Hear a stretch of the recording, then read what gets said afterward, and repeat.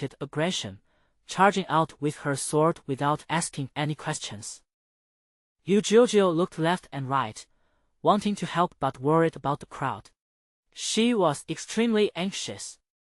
Just as Song Nanshu was about to comfort her, saying that 1 or 2 more people wouldn't make a difference, she suddenly seemed to remember something, took out a spirit stone, and stuffed it into the mouth of the black rabbit in her arms. Song Nanshu. As the spirit stones were fed into the rabbit, its body shape gradually changed. His body became slender and tall, with sharp ears, a longer tail, and a red diamond pattern on his forehead. Yu Jiujiu, go help my senior sister and the others. The rabbit let out a low squeak and leaped into the battlefield. Song Nanshu stared at the rabbit's retreating figure for a long time before finally unable to hold back and said, "A rabbit can actually eat spirit stones. I'm starting to wonder if I want to be human again." The rabbit stumbled as it walked away. Yu Jiujiu looked at her in horror. "No, it's really not that bad." As soon as the words left his mouth, Song Nanshu knew that his simple wish to not be human anymore was probably impossible to fulfill in this lifetime. Therefore, her gaze towards the demon prince was tinged with jealousy. The male lead in sweet romance novels often has a good profession. They have status, money, and style. Even though he's now fallen from grace and turned into a mute rabbit, he still has the rich female lead to take care of him. He eats spirit stones every day, and when he's bored, he can lie in his junior sister's sweet and soft embrace and be coaxed by the little beauty. Damn it, the more I think about it, the more jealous I get. If Song Nanshu didn't still have a shred of moral integrity, she might have asked her junior sister if she needed a pet. He was a head taller than her, 2 years older, and the kind who couldn't do anything but had a huge appetite. She only wants half the treatment the male lead receives. Song Nanshu's mind was in turmoil as he struggled to withdraw his longing gaze, only to meet the terrified look in his junior sister's eyes. She paused. Thinking that her junior sister was quite timid, she forced a smile and said gently, "Junior sister, don't be afraid." Third senior sister was just joking. Being human is great, really great. Why wouldn't I want to be human? You agree, right? Ha ha ha. Yu Jiujiu almost burst into tears when she heard her third senior sister's series of ha ha. She forced a smile and stammered, Is that right?" If she hadn't repeated "it's pretty good" several times, she would have actually believed it. Song Nanshu turned his head with satisfaction, skipping over this matter, and looked seriously at the battlefield. At the beginning, the 3 of them were evenly matched with Pill Brother, who is now in the nascent soul stage. However, it should be noted that Guanglong Aotian, who was only at the foundation establishment stage, once defeated a nascent soul cultivator, even though he was given a cheat code at that time. The 3 of them combined are now only able to fight this pill to a draw, which shows that the pill's nascent soul stage strength is truly genuine and without any exaggeration. However, things changed after the second senior sister and a battle-worn demon prince joined the group. The main characters ganged up on a pill and started hitting it. Once Song Nanshu saw that these people had gained the upper hand, he immediately took control of his Li Hu and Sun Feng, and voluntarily gave up the battlefield, changing from the vanguard to the support, only occasionally giving that pill a nudge. It's hard to say about the others, but there's one thing that's right about the pill. As a newly established cultivator, her stored spiritual power was simply insufficient to withstand the overwhelmingly fire and soon wind for long. At first, there was no way to stop it. The eldest brother was still in enlightenment and could not be easily moved. There were only her and Yun Jifeng. Zhu Mingzi made his formation overwhelming.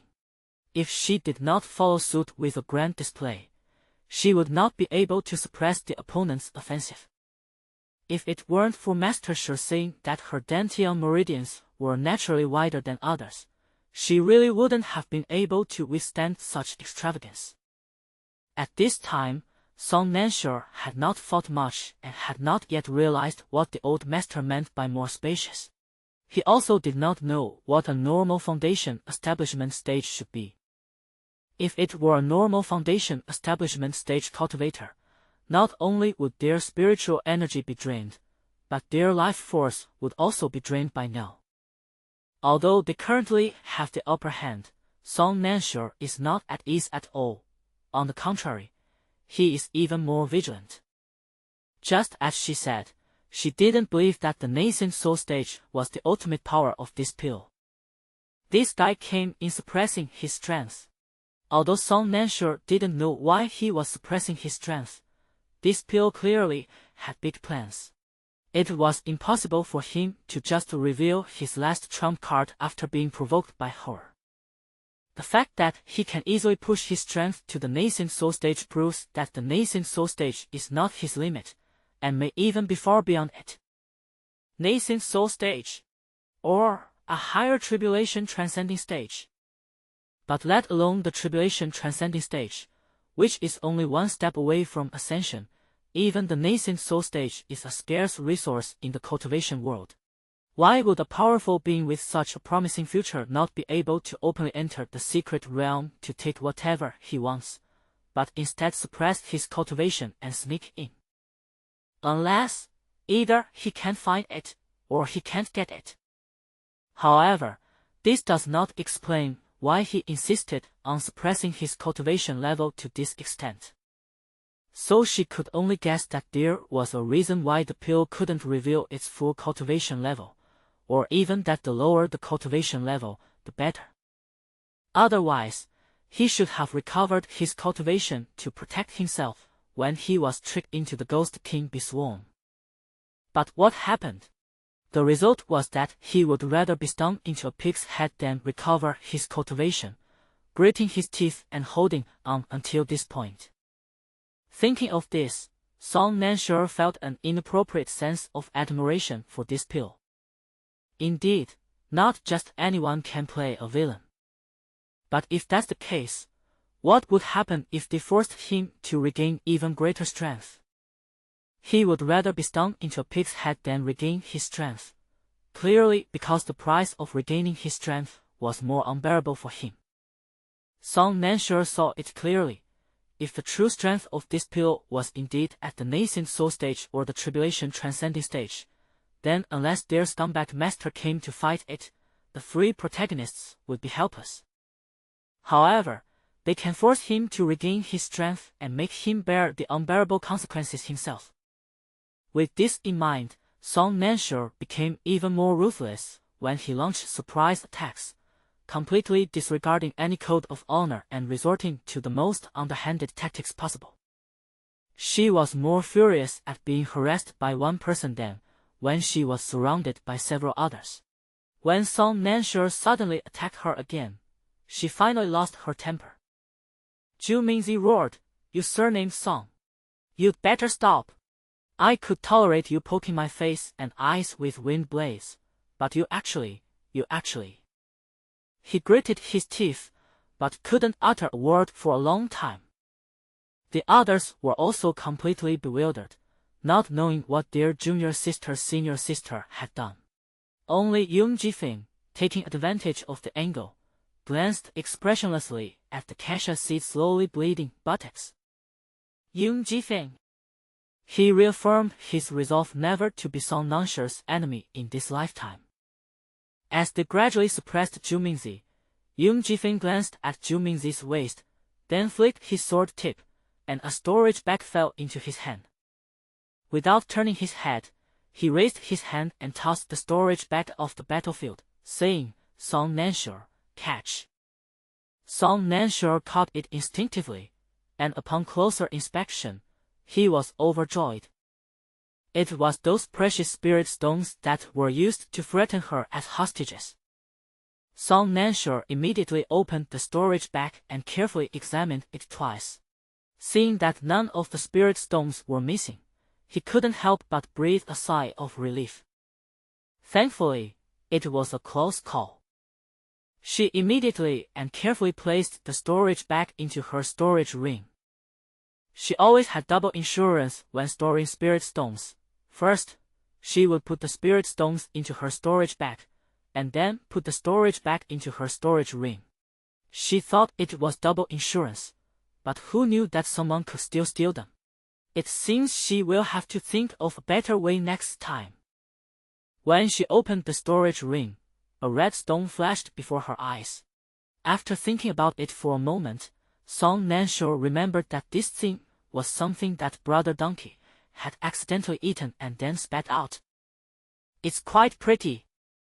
She decided to give this to Yoon Jifeng after she got out, to thank him for saving her spirit stones. Just as he was thinking this, Yoon Jifeng said again, Song Nansho. Song Nansho looked up blankly and caught another storage bag. Yoon Jifeng said succinctly, take a look inside this pillow and see if there's anything you want. If not, just throw it away. Upon hearing this, Song Nansho truly felt that Yoon Jifeng had grown up. They've all learned to rob and plunder now.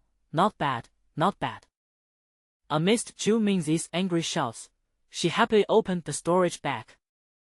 Then the expression on her face fell. The storage bag was cleaner than her face. She stared at it for a while, making sure that the huge storage bag was indeed empty, and then raised her head expressionlessly. She said in a flat tone, Ju Mingzi, I heard you're a rich second generation. Can't you see it? Song Nansho looked at him as if he were a delusional person, her tone tinged with pity. Tell me honestly, how long have you had these symptoms? Can't you see it? Enraged, retorted, you surnamed Song. Don't go too far. Where do you think all my money went? Song Nansho was baffled. What does it matter to her where he spends his money? Anyway, I didn't spend any money on her. She said disdainfully, if you don't have money, just admit it openly. Look at me, I don't have money either, but I can openly admit that I'm a poor wretch. Be honest. Everyone. Can't you see it? So what if you're poor? What are you so proud of? Thinking about how many spirit stones he had spent to lure her to the Black Phoenix secret realm he had fabricated, only to end up like this, Ju Mingzi almost coughed up a mouthful of blood. You're a pauper. You're a pauper. But just because you're poor, does that mean you have to drag everyone else into the same social class and make them poor too? Thinking about this, Cassius Seed suddenly had a flash of insight. Before getting close to Song Nam, he was living a good life, acting as his superior and stirring up trouble behind the scenes. But everything changed after she met Song Nansho. The prestige is gone, and so is the money. He consulted a fortune teller and discovered that Song Nansho was a variable. Does this variable mean that everyone who gets close to Song Nam will become poor? Moreover, it was he who took the initiative to approach Song Nansho and become this poor wretch. After being hit hard, Ju Mingzi's mentality collapsed. At that very moment, Song Nansho was secretly controlling the Xuanfeng wind to transform it into a wind blade, eager to poke him in the buttocks from the cold. Cassius Seed was furious. You've obtained the horoscope. You've mastered the second type of divination. You're aloof. But this person actually used what he could only dream of and never have to poke someone's butt. At this moment, Ju Mingzi completely lost her composure. He was already being suppressed, and for some reason, he forced himself to suppress his true nature and not let himself recover his strength. However, in his shock and anger, Ju Mingzi lost control. When Yoon Jifen's sword attacked again, his aura surged, directly rising from the nascent soul stage to the divine transformation stage. The nascent soul cultivator is beyond their current capabilities to handle. Several people were sent flying by his single move. Even though he clearly had the upper hand, his expression was even more unpleasant than those who had been knocked away. Seeing this, Song Nansure chuckled and took 2 steps forward, clicking his tongue and saying, "A nascent soul stage expert, is this your final strength?" Jiangji and Zhu Xiu were unaware of the current situation. Seeing the enemy's sudden increase in strength, their expressions changed drastically, and they wanted to go forward and pull Song Nansure back. Yung Jifeng raised his sword to block them, gesturing for them to continue watching. Zhu Mingzi's face was grim. Looking at the actions of the group, he sneered and said, "You're all using the same set of moves to deliberately provoke me into recovering my strength." Song Nansure thought for a moment and said, "I really covet your spirit stones, but unfortunately you don't have any." Cassius Seed's face contorted in pain. He said, "Good. You're very good, Song Nansure. I'll remember you." As soon as he finished speaking, Song Nansure noticed with his sharp eyes that his body began to fade and then began to disintegrate from his fingertips. Before Song Nansure could even process what this meant, Old Man Lu and Yung Jifeng's words overlapped. "It's an incarnation. You are the incarnation." Song Nansure frowned. Beside her, the junior sister asked blankly, "What is an incarnation?" Yung Jifeng's expression was cold and stern. "This person is an external avatar of someone with even greater strength." "Is an avatar already this powerful?" However, the transformed Zhu Mingzi ignored everyone else and stared intently at Song Nansure. He said coldly, "Song Nansure, we will meet again." At this moment, Song Nansure didn't know whether it was the Cassius Seed speaking or the original body that had given this incarnation life that was speaking. But after looking at it for a moment, she suddenly smiled. She said softly, "Then I'll wait for you with my destiny chart." "My birth chart?" Zhu Mingzi's cold and stern expression instantly twisted. He said sternly, "Don't get too cocky." "Song Nansure, how could I? I have the horoscope in my hand. I dare not be complacent." Cassius Seed, "Let's see how long you can keep jumping around." Song Nansure pondered for a moment. The saying goes that evil can last for 1,000 years, so it should be able to linger for quite a while. He paused, then added, "Together with my birth chart." Cassius Seed, "Astrological chart, astrological chart, astrological chart. To kill someone, you must first destroy their spirit." At this point, the body of the Cassius Seed had disintegrated below the chest. He took a deep breath, then suddenly smiled and said, "Also, I have some news for you." He said, "This secret realm is about to collapse. With your abilities, you can naturally escape, but the others in this secret realm may not be able to." Song Nanshure's expression changed. But then she laughed, though the playful expression on her face disappeared. She just smiled and said, "Then you'll see who this secret realm can trap." As soon as he finished speaking, Zhu Mingzi's body vanished instantly. Everything returned to calm. The only remaining traces were the signs of a battle all over the ground. While the others were still in a daze, Song Nansure suddenly turned and ran. Yung Jifeng snapped out of his daze and quickly followed. Jiangji instinctively asked, "What's wrong?" Old Man Lu glanced at the others who had followed without a word and immediately cursed, "The secret realm is about to collapse. Ram, you idiots." Jiangji snapped out of his daze and immediately followed. Song Nansure ran quickly, but the expression on his face completely disappeared. She passed through the library and stumbled back into the illusion they had first entered. At this moment, the illusion returned to blankness. She looked around and then tossed the glowing stone she had been holding high into the air. The illusion remained silent for a moment, then vanished in an instant. The next moment, everyone appeared on the cliff. At this moment, the mountain wind was biting and the sun was setting. Song Nansure calmly asked, "How much time is left before the secret realm closes?" Zhu Xiu glanced at the time, gasped, and said with concern, "There's less than half an hour left."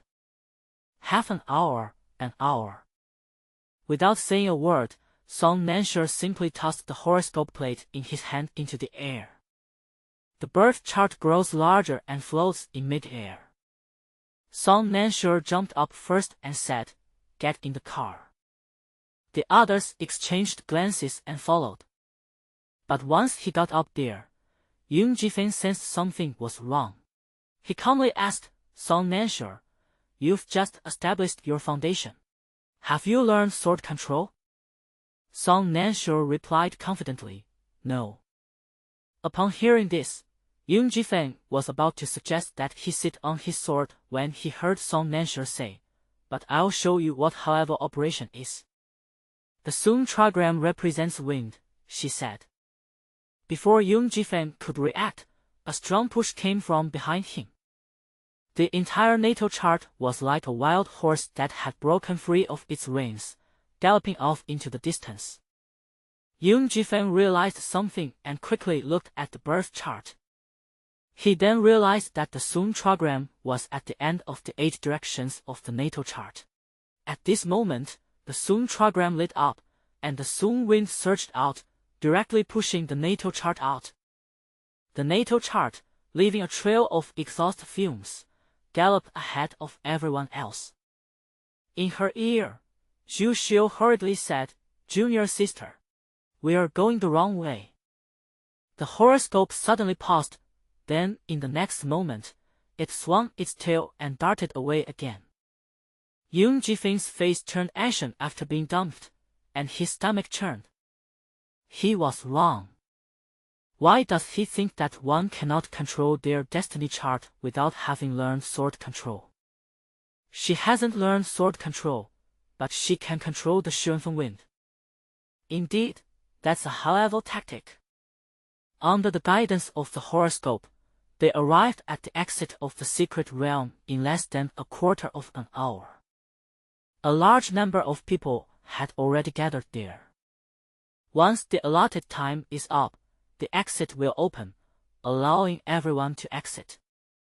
However, Song Nansure and the others knew that they probably wouldn't be able to wait for the exit to open. Or rather, we can't even wait for the next moment. They had barely arrived here, before they even landed, when the entire secret realm suddenly began to shake. Faced with this sudden and dramatic change, some were shocked and others were at a loss.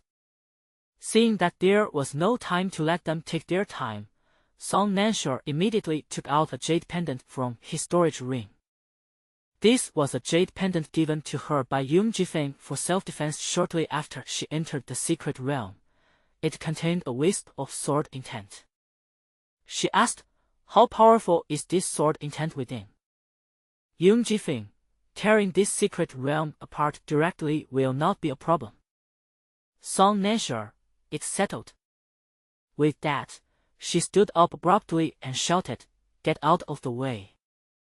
Some people looked up, while others, still not quite understanding, stared at her blankly.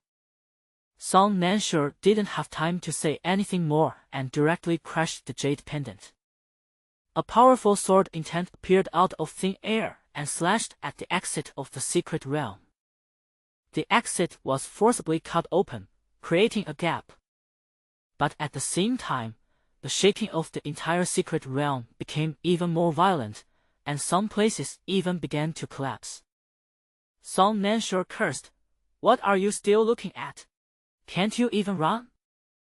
Finally, someone realized what was happening and, without saying a word, turned around and ran towards the exit. Song Nansure was no exception. She urged the destiny plate to quickly pass by and stop at the exit. Everyone came down. Amidst the chaotic crowd, Song Nansure said, "You all get out." Old Man Lu also said, yes, yes, yes. We don't know when it will collapse. Let's get out of here quickly. But no one moved. Jiangji asked, and what about you? Song Nanshu remained silent, only taking out the horoscope. The wind is soon. A wall of wind suddenly appeared, forcefully opening the exit that had been violently opened but was showing signs of slowly closing. She said, I need to show that pillow how empty his plans are. The others exchanged glances. Yoon Ji-fin didn't say a word. He took 2 steps forward, raised his sword and scattered the collapsed boulders, and said to the 2 cultivators, who were too scared to move, run. Jiangji followed without saying a word. Zhu Xiu ran directly to the most crowded area and used simple and brutal force to disperse the crowd. The junior sister was so scared that her teeth chattered, but she didn't mention anything about social anxiety. She just silently fed the rabbit spirit stones. The nimble rabbit darted through the crowd, bringing back one person after another. Old Man Lu stared in disbelief. You. He stood there stunned for a moment, then suddenly flew into a rage and flung his sleeves. You're all asking for it. This old man doesn't care anymore. As he said this, he looked up and blurted out, Girl, the top of your head. A stone fell, and Song Nanshu quickly stretched out a windbreak to block it. But she just wouldn't look in Old Man Lu's direction, pretending not to see him. Old Man Lu chuckled. With the combined efforts of the entire sect, the number of people in the secret realm dwindled, yet the realm itself collapsed at an ever-increasing pace. Song Nanshu could clearly feel his spiritual power being rapidly depleted. Fortunately, after realizing what was happening, many people joined the rescue team. There was even a little girl standing next to her, solemnly feeding her handfuls of spirit-replenishing pills, each costing 100 spirit stones. Song Nanshu's one bite costs 1,000 spirit stones. She was so shocked by what she ate that her liver trembled. Seeing that the girl was about to choke to death with the spirit-replenishing pill, Song Nanshu quickly said, All right, most of the people have left, and the rescue team has retreated. You should leave now. Little girl, then you. Song Nanshu, I can manage for this short period of time. The little girl gritted her teeth and gave her another bottle of rejuvenating pills. As the rescuers gradually returned, Song Nanshu breathed a sigh of relief. The last to return were her fellow disciples and Yoon Ji-fin. Jiangji said urgently, Third junior sister. Let's go right now. Song Nanshu cursed at him. If you want me to leave quickly, then you'd better come out now. I still need to hold down the exit. Upon hearing this, Jiangji ran even faster. They ran past her one after another, and Jiangji was still urging her on as he ran away. The last one to come out was Yoon Ji-fin. He glanced at her, his brows furrowed. Song Nanshu said, I'll save your life, so give me whatever you think is fair. Yoon Ji-fin's expression immediately turned helpless. He ran out through the exit she had created, and the moment he came out, he turned around, about to say, Hurry up and come out so I can ask you for spirit stones again, when the sound of a collapse rang out. Yoon Ji-fin's mind went blank. The terrified voices of others echoed in his ears. It's completely collapsed. His mind went blank, and he couldn't even hear Jiangji's roar. Just now, in the blank space, he saw a sliver of light in the collapsing secret realm, a crack that was about to disappear. Without a second thought, Yoon Ji-fin jumped down. The group of people who had just run over froze on the spot. Yoon Ji-fin, accompanied by the sound of the wind, fell into a place that had completely collapsed into ruins. His mind was still blank. He only instinctively followed the aura of the chilling blood jade and stumbled forward. The aura grew stronger and stronger, and finally, he stopped at a place with the most ruins. There was no Song Nansher. Song Nansher, he called out, his voice hoarse. No one responded. Song Nansher. Song Nansher. One sound after another. A deathly silence. Finally, Yoon Ji-feng stopped and calmed down. He calmly thought that Song Nansher couldn't possibly die so easily. After all, evil deeds can last for 1,000 years. She said it herself. He looked around. The next moment, he suddenly said coldly, Song Nansher, if you don't come out, I'll sell your donkey and inherit your spirit stones. There was no movement. Yoon Ji-feng clenched his fists, his knuckles cracking. However, the next moment, the stone not far from his feet suddenly moved. Yoon Ji-feng immediately looked over. The stone moved again, and then suddenly a hand reached out from inside. Yoon Ji-feng's feet seemed to be frozen in place, unable to move. At that moment, Song Nansher crawled out from inside, covered in dust and dirt. He glanced at him and said weakly, Then next time I will definitely spend all the spirit stones first, so that if you want to inherit, you can only inherit my debts. Yoon Ji-feng neither spoke nor moved. Song Nansher, hey, I said. The next moment, hurried footsteps sounded, and she was suddenly hugged tightly. Song Nansher gasped sharply, Ouch! Ouch! Ouch! My ribs! My ribs! Yoon Ji-feng laughed loudly. Ha ha ha ha. Even though Song Nansher was in so much pain, he could still hear him laughing heartily, and for a moment he couldn't even get angry. She gasped for breath and patted his arm, saying weakly, Brother, if you're really that agitated, why don't you wait until I die? Then you can hug me however you want, but can you at least respect me as a living person for now? Upon hearing this, Yoon Ji-feng laughed even louder. But he still had some conscience after all. Amidst Song Nansher's gasps, he gently released her and then picked her up. Song Nansher.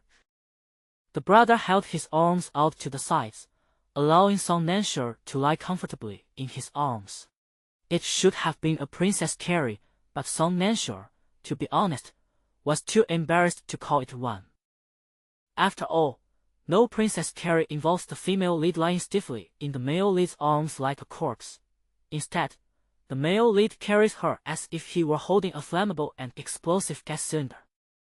Now, Song Nansher lies lifeless in his arms, turning what should have been a Princess Carrie into a scene of corpse disposal. But putting the posture aside, Yoon Ji-feng's embrace was actually quite steady. Song Nansher estimated that he had broken more than 2 ribs. His chest was throbbing with pain, but he didn't feel any other discomfort. Song Nansher was very satisfied with his water-carrying skills. The only thing he was not satisfied with was that he kept smiling while carrying the water, with relaxed eyebrows and a happy expression. He laid her down on a relatively flat large rock, and Song Nansher asked him in a weak voice, What are you laughing at? Looking up, he saw Yoon Ji-feng's handsome face. His brows relaxed, and he said in a low voice, Laugh at your wickedness that will last for 1,000 years. Song Nansher lay on the boulder, groaning and complaining. So what if a scourge lives for 1,000 years? Let me tell you, the one who wants to kill me hasn't been born yet. Song Nansher. He suddenly stopped laughing and called her name softly. Song Nansher looked over, puzzled, and saw him raise his hand and awkwardly touch her hair. He said, You're all right, that's great. Song Nansher was stunned and speechless for a moment. Seeing Yoon Ji-feng's almost relieved expression, she was momentarily at a loss for what to do. She blurted out instinctively, Yes, I said that evil deeds live on for 1,000 years. It was her usual self-deprecating and joking remark, but it lacked her usual composure. Her tone was stiff, as if she were expressing dissatisfaction. Before he could finish speaking, a hint of regret flashed across Song Nansher's brow. I said the wrong thing. She thought that she might just be naturally bad at responding to other people's kindness. When others mock her, she responds with even more sarcasm. When others ignore her, she revels in it. When others are hostile towards her, she retaliates with the sharpest edge. She has a body of steel and a heart of stone. But she simply didn't know how to respond to other people's straightforward kindness. A flash of annoyance crossed Song Nansher's mind, and he opened his mouth. What I mean is... Before she could even formulate her explanation, Yoon Ji-fan laughed and said in a low voice, You're right, the person who can hurt you hasn't been born yet. He added, So I'm very happy. Song Nansher's expression faltered slightly, and she subconsciously reached out to grab his hand, and then... Hiss! Song Nansher was in excruciating chest pain, and his expression was contorted. The awkward atmosphere that had just made her feel a little helpless immediately dissipated. Song Nansher gasped for breath and whispered, Ouch! Ouch! Ouch! Ouch! Ouch! Yoon Ji-fan panicked a little and asked helplessly, Is it serious? He wanted to examine the injury closely, but Song Nansher had broken his ribs, so he couldn't easily make a move. After enduring a sharp pain, Song Nansher said weakly, You'll know once you try. Yoon Ji-fan's expression was serious. Can you tell how many strands are broken? Song Nansher looked at him in disbelief. You want a patient to assess their own injuries? Do you have no humanity? Yoon Ji-fan was speechless for a moment upon hearing this, then finally clenched his fist and said, Then I. Song Nansher spread his hands, his voice barely audible. Hurry up. The girl was so open and honest. If Yoon Ji-fan continued to dwell on it, he would be old-fashioned, especially since his injuries couldn't wait. Yoon Ji-fan no longer hesitated and carefully placed his hand above Song Nansher's ribs.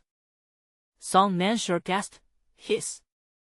Fortunately, Yoon Ji-fan had become skilled at diagnosing injuries due to his long illness.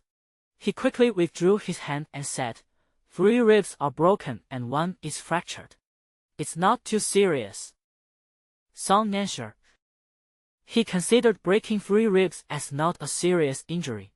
He's a ruthless person. She chuckled and said, One of these might be thanks to the hug you gave me just now. Yoon Ji-fan felt guilty for a moment, but wisely did not answer her question. He only said, I still have medicine to treat broken bones. Take some first. He took out 2 pills from his storage ring. Song Nansher examined them and found that they were bone-healing pills, which were very professional and suitable for him. She ate it without hesitation, silently enduring the pain of her bones growing rapidly. One of the great advantages of elixirs in the cultivation world is that they work quickly. While waiting, she casually asked, You still carry this with you? Yoon Ji-fan casually replied, Isn't this an essential medicine? I take it often. Song Nansher. Bone-healing pills are an essential medicine that should be taken regularly. Have you broken every bone in your body? Now she really thought he was a ruthless person. Once the pain in his chest subsided, Song Nansher climbed off the rock, glanced at him, and suddenly asked, Did you not have time to get out, or did you go out and then turn back? Yoon Ji-fan paused for a moment before saying, I didn't have time to go out. Song Nansher immediately scoffed and said, You're lying. Yoon Ji-fan then fell silent. Song Nansher stood up, took a deep breath, and said, Yoon Ji-fan, we will go out together. Yoon Ji-fan's expression softened. Song Nansher began to observe the surrounding scenery. Before the secret realm completely collapsed, Song Nansher didn't have time to leave. After that fool Young Jifeng left, he ran back in. At this moment, they were in the collapsed secret realm. There was no intact scenery around them, only ruins. The exit had naturally collapsed as well. Young Jifeng, standing behind her, said, "If we go out now, we'll only end up like we were at the beginning." Song Nanshu turned his head. "How is it?" Young Jifeng's answer was succinct. "Force your way in." Upon hearing this, Song Nanshu was about to say something when he heard him gasp for breath and say, "But with our current strength, we can't force our way out." Song Nanshu. She then asked, "When the secret realm gate wasn't open yet, we forced our way in using your jade token that contained sword intent. Do you have a second jade token?" Young Jifeng shook his head decisively. "No, I told you it's my trump card." Song Nanshu then asked, "What kind of power does that jade tablet represent?" Young Jifeng, "It's equivalent to a full force attack from a tribulation transcending expert." Song Nanshu. "It's practically like dragging their sect leader over and slashing him with a sword." She asked with a hint of expectation, "Then your strength?" Young Jifeng then gave her a polite smile. "Okay, I understand." Song Nanshu sat on the boulder, lost in thought. Young Jifeng then said, "Actually, it's not that there's no way." When Song Nanshu looked over, he said without changing his expression, "Although this secret realm has collapsed and there is probably no chance to open it again, since the space has not completely collapsed and there is still a place for us to stay, we can go into seclusion here to cultivate until we reach the tribulation transcending stage." Song Nanshu looked over in disbelief. "Are you serious?" His serious expression left Song Nanshu unsure whether he was just trying to lighten the mood or genuinely meant it. Song Nanshu was speechless for a moment, then suddenly realized something. Secluded cultivation. She suddenly entered a meditative state, attempting to cultivate herself. Young Jifeng was dumbfounded. "Song Nanshu, I was just joking." Before he could finish speaking, Song Nanshu opened his eyes again, his eyes sparkling, and said, "I know, but Young Jifeng, you can cultivate here." Young Jifeng can cultivate. He paused, realizing something. Song Nanshu spoke rapidly, unable to hide his excitement. An independent secret realm cannot generate spiritual energy on its own. Ultimately, a secret realm depends on the outside world and has countless connections with it. Only in this way can it draw spiritual energy from the outside world. Young Jifeng, although the secret realm has collapsed, there is still spiritual energy inside. Does this mean? The two exchanged a glance, and Young Jifeng said in a deep voice, "This collapsed secret realm is still connected to the outside world." Song Nanshu immediately became excited and said, "The place where spiritual energy can enter is the connection between the secret realm and the outside world. That place must be much weaker, so the difficulty of breaking through may be much lower." Young Jifeng immediately said, "Then let's go find it." Song Nanshu said, "Wait a minute." Young Jifeng was still wondering what they were waiting for when he saw Song Nanshu pull a tortoise out of his sleeve. Young Jifeng's expression immediately sharpened. "This is the turtle that houses the shadow demon." The tortoise was pulled out of Song Nanshu's sleeve and remained motionless, as if it were dead. Song Nanshu grabbed its leg and shook it, saying, "Hey, stop playing dead, or I'll stew you into turtle soup." The turtle reluctantly opened its eyes. Song Nanshu smiled and said, "You're so sensitive to spirit stones, so you must also be very sensitive to the strength of spiritual energy." The turtle looked around, pretending to be stupid. Song Nanshu ignored it and just smiled and said, "Take us to the place with the densest spiritual energy." The turtle is still pretending to be stupid. Song Nanshu just stared at it, meeting its beady green eyes for a long time, before suddenly asking, "What's your relationship with that pill?" Upon hearing this, the turtle trembled instantly, and fear was evident on its face. Song Nansure was not in a hurry, and slowly said, "Juminzi wanted to trick us into going to the Black Wutong secret realm. We took the wrong road, but I didn't even know we were on the wrong road until we arrived at our destination. Yet Juminzi was able to catch up with us in time. So I have always been very puzzled as to how he knew we came to the White Wutong secret realm. There were only 4 of us at the time, me, Yung Jifeng, Brother Donkey, and you." Seeing the turtle's ferocious expression, Song Nansure understood. "You want to ask why it's not Brother Donkey?" The turtle struggled for a moment, then nodded. Song Nansure said expressionlessly, "Because besides having a head full of spirit stones, it probably doesn't have the intelligence to be a spy." "Turtle, it's my fault for being too smart." Song Nansure continued. "Moreover, after entering the secret realm, he appeared right next to me.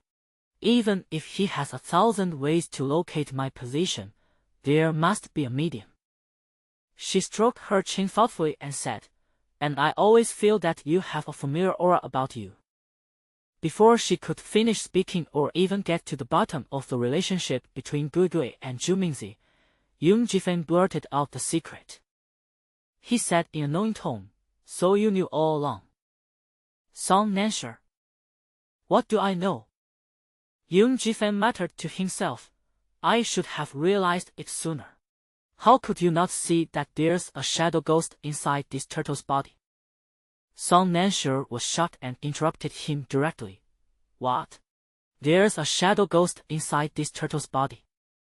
Yung Jifeng. He realized something was wrong.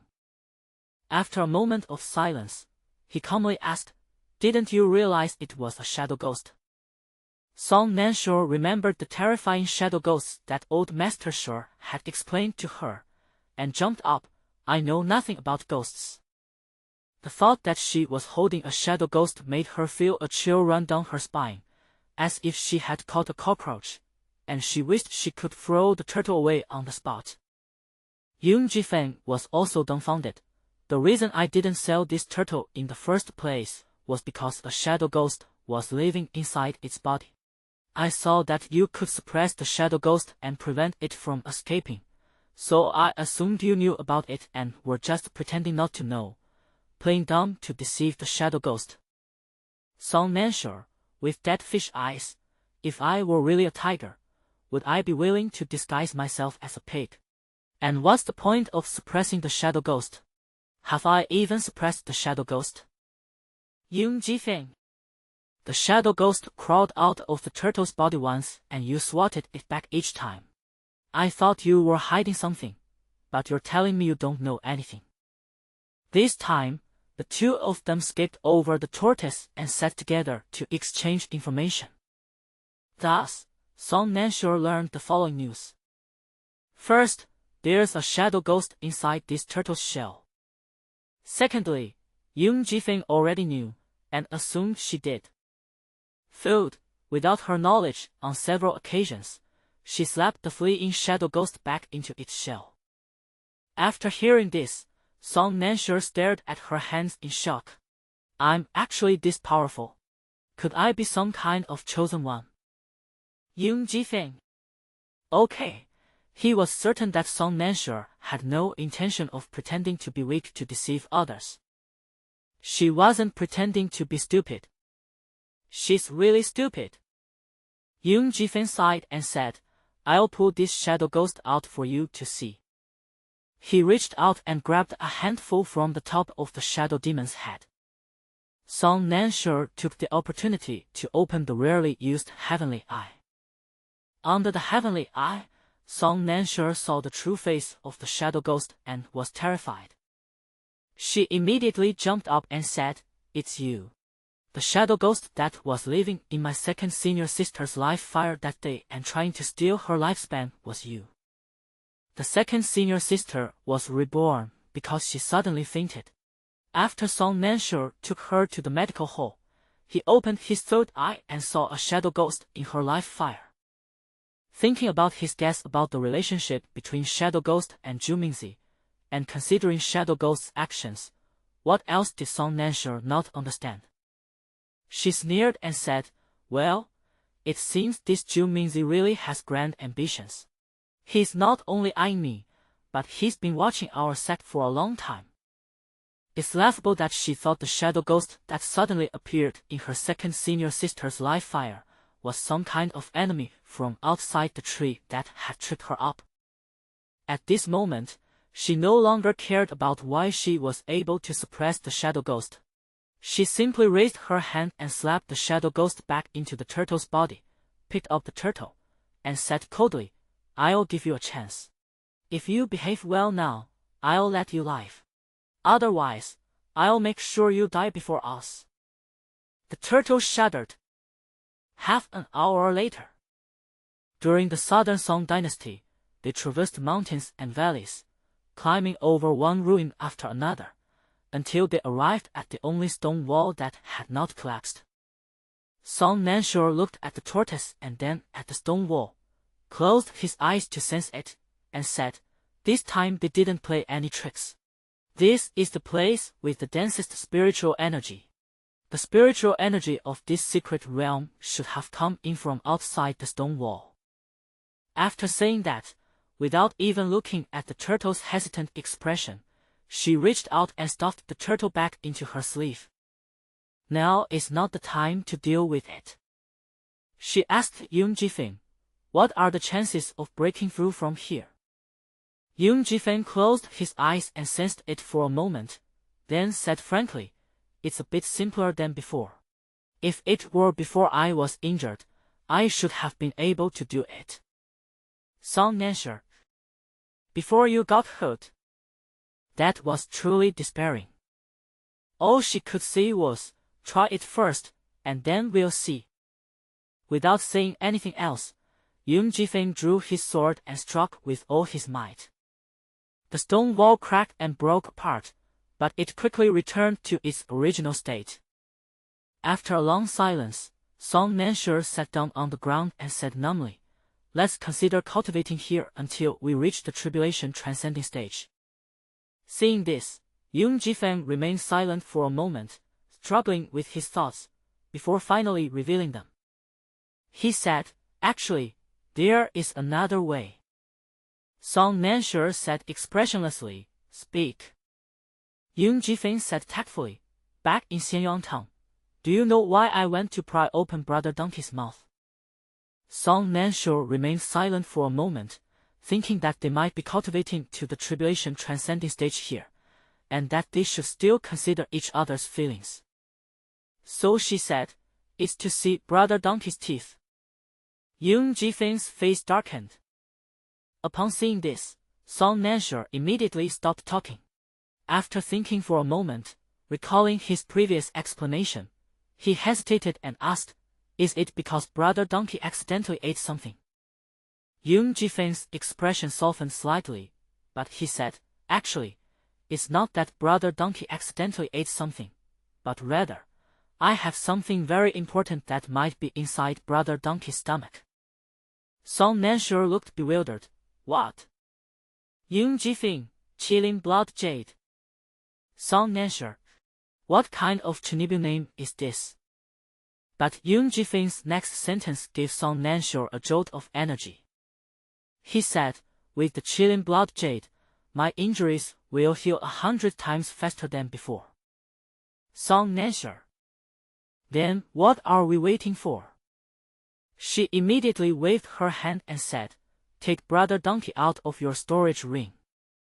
She looked like she would give it to Brother Donkey if she needed it. Yung Jifeng quickly stopped her, saying, "The Chilling Blood Jade should be on you now." Yung Jifeng could see it very clearly. Song Nanshure's donkey is currently in his storage ring, but when he entered this collapsed secret realm, he found Song Nansure by relying on the connection between him and the Chilling Blood Jade. In other words, the Chilling Blood Jade was no longer on that donkey, but on Song Nansure. Seeing Song Nansher's confused expression, he reminded him, "Have you received anything from Brother Donkey?" "What I got from Brother Donkey?" Song Nansher suddenly perked up and rummaged through his storage ring, finding a broken red stone.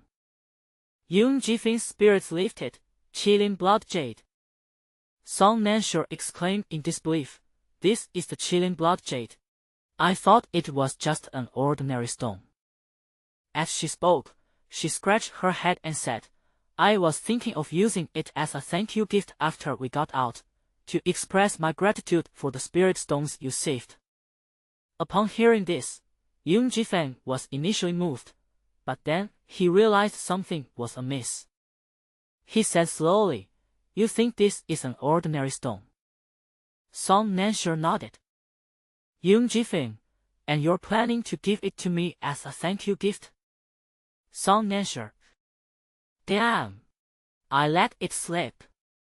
She quickly tried to salvage the situation. "That's not important.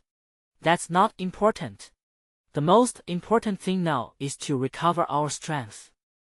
She immediately asked, "How do you use this thing to heal your injuries?" Yoon Ji-fan said expressionlessly, "The fastest way is for me to eat it directly. This way, I can obtain the spiritual power stored in the Qilin blood jade in a short time, solve the immediate problem, and then digest it slowly later." As he finished speaking, he was about to reach for the Qilin blood jade when he saw her suddenly pull her hand back, take out a handkerchief, and vigorously rub the Qilin blood jade. Yoon Ji-fan, confused, asked, "What are you doing?" Song Nansher subconsciously said, "Oh, I suddenly remembered that this thing was vomited up by a donkey. It's a bit unhygienic to eat it directly. Let me wipe it for you." Yoon Ji-fan. He slowly withdrew his hand, his face ashen. He hadn't even thought of this when she didn't mention it. But now, Yoon Ji-fan suddenly said, "I suddenly feel that it's quite good to continue cultivating here. I'm not in a hurry." Song Nansher looked up in shock. She cried out in a panic, "Yoon Ji-fan, wake up!" Song Nansher said, "Brother Yoon, when heaven is about to entrust a great task to someone, it will first test his mind, strain his muscles and bones, and starve his body. Song Nansher, Brother Yoon, as the saying goes, with great power comes great responsibility." Song Nansher said, "Brother Yoon, all forms are illusory." Song Nansher, Brother Yoon. Song Nansher racked his brains, feeding him mouthfuls of chicken soup until his throat was parched. Yoon Ji-fan pursed his lips expressionlessly, adopting an attitude of non-violent non-cooperation. Song Nansher. For the first time, she hated herself for her mouth running away so quickly. The mouth runs ahead, and the brain can't catch up. I wanted to cry but couldn't. Her face was already as bitter as gall, but the person who was not cooperating in the non-violent manner had an even more bitter and resentful expression than Song Nansher, staring intently at the Qilin blood jade placed between them, his face full of resistance. No matter what Song Nansher was saying, at this moment, only one sentence was repeating in Yoon Ji-fan's mind. "It came out of a donkey's mouth." His face turned ashen. Before today, he himself never imagined that one day he would be so resistant to the Qilin blood jade placed in front of him. To eat or not to eat? Yoon Ji-fan took a deep breath and fell into a struggle he had never experienced before. The more he struggled, the uglier his face became, to the point that Song Nansher almost knelt down before him. She directly administered desensitization therapy to him. Actually, for alchemists, even the saliva of demonic beasts can be used as medicine. There must be quite a few of these in the pills you usually take. Yoon Ji-fan, it came out of a donkey's mouth. Song Nansher, including the time spent in the library, this blood jade has been on me for more than 6 months. Even if there was something on it, it should have been gone long ago. Young Ji-Feng, it came out of a donkey's mouth. Song Nansher said fiercely, if you don't eat, we'll be stuck here forever. You choose. This time, Young Ji-Feng finally didn't mention donkeys anymore. He paused for a moment, then asked, do you want to hear the truth? Song Nansher, you speak. Young Ji-Feng said honestly, what you said makes a lot of sense, but if I had a choice, I would choose to be trapped. Song Nansher. Song Nansher, She broke down and brayed like a donkey. Young Ji-Feng. He shut his mouth and watched her silently. A hint of bewildered grievance could be seen on that expressionless face. Song Nansher. She wiped her face and calmed down. She asked calmly, so, are you still planning to eat or not? Young Ji-Feng remained silent for a moment, then finally made up his mind, let me prepare myself mentally. Upon hearing this, Song Nansher sneered, when you pried open Brother Donkey's mouth back then, why didn't you think that it was something the donkey vomited out? Young Ji-Feng calmly replied, I really didn't think of that back then. Young Ji-Feng, but didn't you think of that? Song Nansher. Why does she have such a sharp tongue?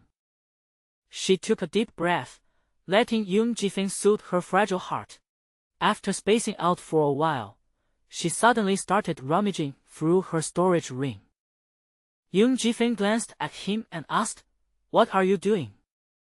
Song Nansher deftly took out a large iron pot and said, let me help you deal with this thing. Before Young Ji-Feng could react, she had already lit a fire and put clean water from her storage ring into the pot.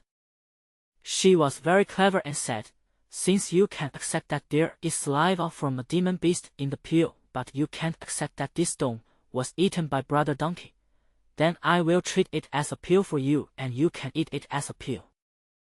Young Ji-Feng remained silent for a moment, feeling embarrassed to say that ever since he heard her say that some pills contained the saliva of demonic beasts, he had decided to avoid pills as much as possible unless he was dead. Some things are okay to eat as much as you want when you don't know their ingredients, but once you know, don't think about it too much. Young Ji-Feng took a deep breath, suppressing his churning stomach, and stared intently at the chilling blood jade, which was almost half of his body, as if he were looking at a mortal enemy. During his time on the run, he even devoured the flesh and blood of demonic beasts during his most difficult period. Now, he finally has a chance to recover from his injuries, but it's nothing. Bump! A loud noise suddenly interrupted Young Ji-Feng's thoughts. He looked up and saw Song Nansher rummaging through his storage ring, which could hold living beings, desperately trying to stuff a human-shaped object into it. Young Ji-Feng? He was confused for a moment, then finally remembered that this living person was the assassin who had planned to kill Jiangji in the secret realm, and they were going to sell him to senior sister Song Nansher. They actually forgot about him in their storage ring for 6 months. Song Nansher explained, I was looking for some ingredients for alchemy, but who knew I'd unearthed this assassin? The assassin was quite well fed before he was put in the cell, but now, after 6 months of starvation, he's not exactly starved to death, but he's just skin and bones. He was so dizzy from the impact that he struggled to open his eyes and saw a pot of boiling water. Assassin? He recalled the 6 months he had spent in his storage ring without food or water. Are they finally at their wits' end and ready to make their move against him? He screamed at the top of his lungs, they're eating people. Song Nansher picked up a frying pan and slapped him until he was unconscious, then kicked him into his storage ring in one swift motion. She turned and nodded at him, saying, you can continue. As he spoke, he even rested his hand on his forehead, striking a pose reminiscent of a thinker. Young Ji-Feng. He didn't know what a thinker was, but he felt he couldn't think anymore. He turned his head and glanced at it, and in the blink of an eye, his chilling blood jade was already churning and tumbling in the boiling water. Yoon Ji-fan suddenly felt like laughing. Why does he feel that no matter what it is, as long as he meets Song Nansure, he is always so unserious? Even though they were trapped in the collapsed secret realm, and no one knew if it would collapse again, he still had the mind to worry about whether the chilling blood jade was spat out by a donkey. It really wasn't during his escape that he began to devour flesh and blood. Song Nansure pulled something out of his storage ring and eagerly prepared to add it to the pot. Yoon Ji-fan suddenly spoke up, "Give me the thing." Song Nansure hadn't reacted yet. "What?" Yoon Ji-fan, chilling blood jade. Song Nansure's eyes lit up instantly, and he hurriedly scooped the blood jade into his hand, not caring that it was too hot, and handed it to him while hissing in pain. Yoon Ji-fan took it, still looking at it with a bitter and resentful expression. Song Nansure was terrified. Then he raised his hand and slowly brought the blood jade to his lips.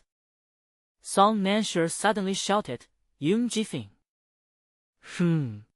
Yoon Ji-fan responded subconsciously, his lips barely moving as he answered.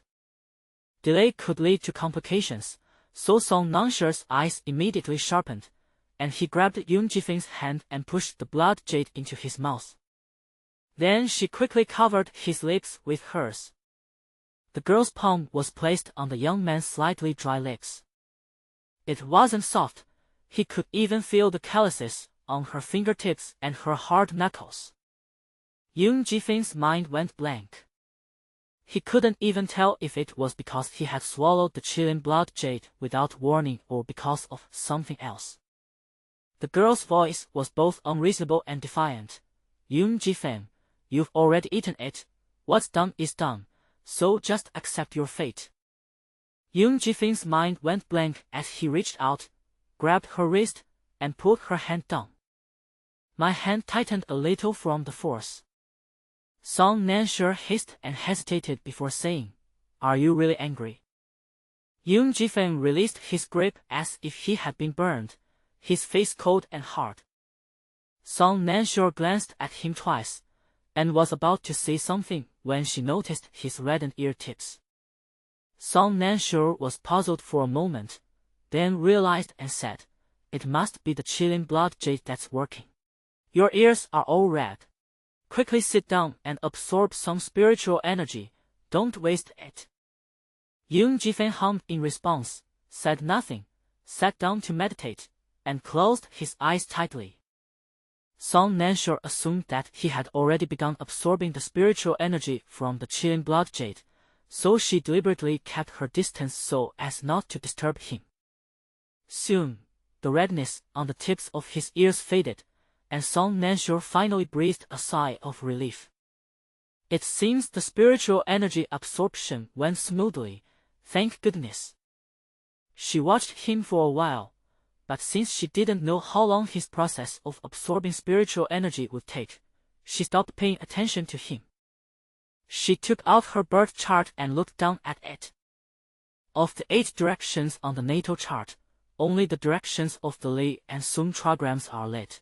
The others are completely dark. Song Nansure had a vague feeling about it.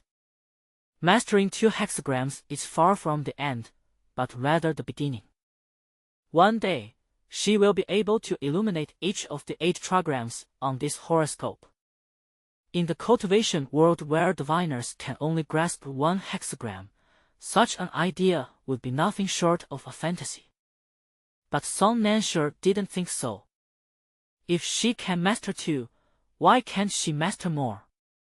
The Kasha seed thought she had grasped the second divination because of the horoscope. But actually, it isn't either. Ju Mingzi sees the horoscope as a key, but Song Nansure sees it more as an opportunity. As she held the horoscope in her hand, the thought flashed through her mind, if Kasha seeds can do it, why can't I? Suddenly, a mysterious guidance came from the horoscope. She grasped the meaning of this guidance. That's why she became even more cautious about her birth chart. This is not just a useful weapon. Song Nansure always felt that, apart from the natal chart, there should be some systematic method to realize her wishes, instead of just letting her place her hopes on the natal chart, which is like a flower in a mirror, as guidance. But now is not the time to think about these things. Song Nansure took a deep breath, put away the destiny plate, and kept an eye on Yoon Ji-feng while remaining vigilant about his surroundings. They waited for a whole day and night. Actually, she couldn't tell when it was day and night, but she figured the time should be about the same. There was still no movement from Yoon Ji-feng's side. But at a certain moment, Song Nansure suddenly and keenly sensed that the entire space was shaking almost imperceptibly. Song Nansure's eyes sharpened, and without the slightest delay, he immediately took out the horoscope and erected a wind wall around the two of them. And her keen insight certainly did not disappoint her. Just as the wind barrier was erected, the entire space suddenly shook violently again. If it were just shaking, that would be one thing, but this entire ruin is now beyond collapsing. But the next moment, the entire space suddenly began to slowly rotate, and in an instant, heaven and earth were turned upside down. They fell from the ground, and Song Nansure reacted quickly, turning the wind wall into a whirlwind that tightly enveloped them, causing countless pebbles and vegetation to fall head-on in an instant. Song Nansure barely managed to weather this storm. When I opened my eyes again, I saw that the sky had become the earth, and the earth had become the sky. Looking up, one sees the oppressive earth, with rocks and vegetation crashing down with a deafening roar. Looking down, the sky had turned into a bottomless abyss. They were suspended between the sky and the earth, with nowhere to land. During the Southern Song dynasty, no one had ever seen such a scene of upside-down heavens and earth, resembling the end of the world. She took a deep breath and tried to keep the typhoon ball floating steadily, but her voice was already shaky. She blurted out instinctively, "Yoon Ji-feng." She knew that Yoon Ji-feng was in meditation absorbing spiritual energy, and she did not expect to hear a response from him. Who knew? Exist? Yoon Ji-feng's voice suddenly rang in my ears.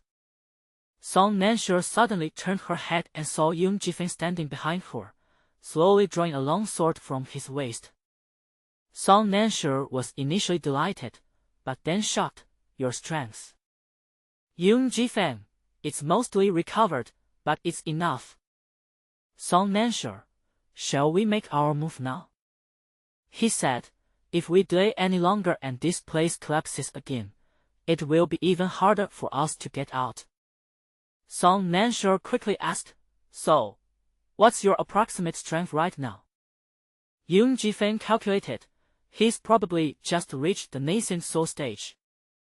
Song Nansure hissed, "He has recovered most of his health and is now at the nascent soul stage. This guy is truly a master of disguise."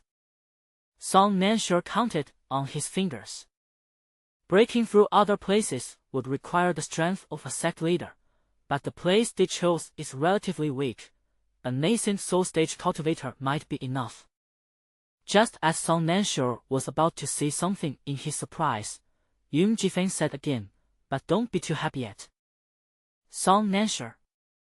"Yoon Ji-feng, after I consumed the chilling blood jade, I was able to absorb a large amount of spiritual energy in a short time to solve my immediate problem. However, my injuries will not heal instantly. I can only slowly digest the spiritual energy to recover afterward. I am relying on the chilling blood jade now, not on myself." Song Nansure understood. The chilling blood jade is a cheat code, but it has a cooldown period during which you can only upgrade it yourself. The advantage is that this upgrade speed can be accelerated by 100 times. Song Nansure, "So you mean?" Yoon Ji-feng, I'm afraid that the moment the secret realm is broken, my spiritual power will leak out and be noticed by my enemies. I'm not suitable to face them before my injuries have fully recovered. He looked at Song Nansha and said, So, I need your help to completely isolate my spiritual energy fluctuations with your wind wall while I'm making my move. Song Nansha smiled upon hearing this. She said, Isn't this a perfect match for my major? The next moment, the whirlwind that Song Nansha was enveloping them rapidly expanded and grew larger, 100 times, 1,000 times. Her voice was somewhat arrogant. Go ahead and do it. If even a trace of spiritual energy leaks out of my wind barrier, I, Song Nansha, will take your surname. I've got your back. Yoon Ji-fan couldn't help but laugh. The next moment, in the upside-down space, a sharp sword light flashed. Beyond the secret realm. The original entrance to the secret realm has completely collapsed into ruins. Most of those who escaped from the secret realm, except for those who were injured or had other urgent matters, lingered here. None of them left. This secret realm is within the territory of Wanjian Mountain. After such a big incident, Wanjian Mountain sent people to find out the situation within half an hour. Upon hearing that there were still people trapped in the secret realm, Wanjian Mountain directly mobilized hundreds of cultivators to help find them. But everyone knew that their chances of finding the person were slim. The entrance has collapsed. If they want to force their way in, they'll have to find a new entrance that connects to the secret realm. Moreover, it's uncertain how badly it has collapsed inside. If things go well, they might be able to find a more intact body. Everyone knew perfectly well that what they called looking for people was actually looking for bodies. But no one said, since most of the people are dead, let's not look anymore. They could see clearly that if it hadn't been for that female cultivator holding up the entrance, they would all be trapped now. Therefore, even though everyone knew the hope was slim, no one gave up. However, this everyone does not include the members of the Wuyang sect. Jiangji's lips were tightly pressed together, and his face, which had appeared somewhat naive in front of Song Nansha, was now cold and indifferent as he continued to dig through the ruins. Old man Lu, unusually, didn't say anything sarcastic. He simply said, now that the entrance is gone, the only way to find a new one is through a clumsy method, digging one place at a time. This isn't it, let's try the next place. Jiangji remained silent, taking his sword and following old man Lu's directions to change locations, seemingly tireless. He's been like this for a day now. Everyone thought he was so grief-stricken that he had gone mad. Zhu Xiu and Yu Jiuji have also gone mad. Their robes were covered in dust as they dug around, one on each side of their socially awkward junior sister. Her communication talisman rang, but she didn't even look at it and simply threw away all the communication talismans she had on her. The name on the communication talisman is Master. A bystander whispered among the onlookers, he's already dead, isn't he? And someone else brought a white candle to light it. Before Zhu Xiu could react, Yu Jiujiu, who was always stubborn, suddenly threw her long sword, sliced the white candle in two with one stroke, and then plunged it straight into the feet of the gossiping person. She clenched her fist. Say one more word. The man awkwardly took 2 steps back. Yu Jiaojiao's lips trembled, and a fire seemed to burn in her heart. But Zhu Xiu didn't even turn her head. She simply said, Junior sister, let's continue. Yu Jiujiu took a deep breath, turned around, and buried herself in the ruins. She's looking for her senior sister. However, at this very moment, Song Nansha and Yoon Ji-fan were standing together, covered in dust and dirt, under a city wall. The 2 men were dressed in tattered clothes, their heads and bodies covered in ash and mud, making it impossible to recognize their faces. Yoon Jifeng looked at the notice on the wall, wiped his face, and said to Song Nansure, who was squatting expressionlessly beside him, "This is Minkang Town under the jurisdiction of Wangjian Mountain. It is about several dozen miles away from Baiwu's secret realm. The place we came out of is a bit remote, probably because the exit is different." Song Nansure remained expressionless. "That doesn't explain why we landed on the ground after leaving the secret realm." Yoon Jifeng forcefully broke into the secret realm, while Song Nansure used a wind wall to isolate the spiritual energy. How perfectly they cooperated, how spirited they were. Then, after leaving the secret realm, they discovered that the exit they had broken through was on the ground. He was almost buried alive on the spot. Unfortunately, they had almost used up their spiritual energy when they came out, so the two of them, one with a sword and the other with their hands, dug themselves out of the ground. After Song Nansure came out, he looked down and saw a pit that was more than 20 meters deep. Yoon Jifeng wiped his face, his heart filled with endless vicissitudes. He said wearily, "Forget it, let's go into the city first and change our clothes." So the two of them, supporting each other, looked like refugees who had just fled a disaster, and staggered into the city amidst the sidelong glances of others. The two headed straight for the clothing store. Upon entering the shop, both the shopkeeper and the waiter were astonished.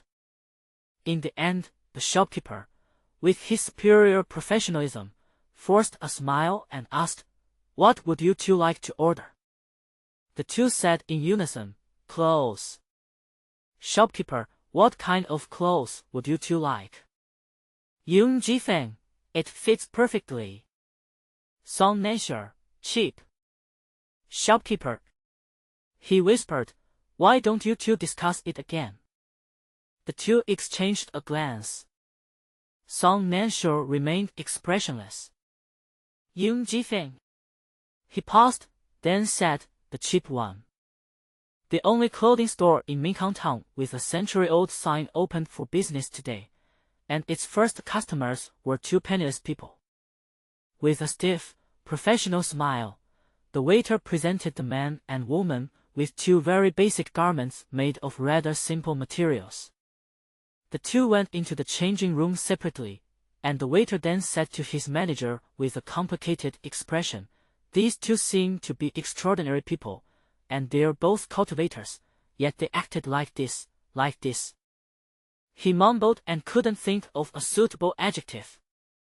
The shopkeeper lowered his voice and cut to the chase, "Stingy, aren't you?" The waiter paused. He connected the word stingy with those two extraordinary and otherworldly cultivators, and finally nodded heavily.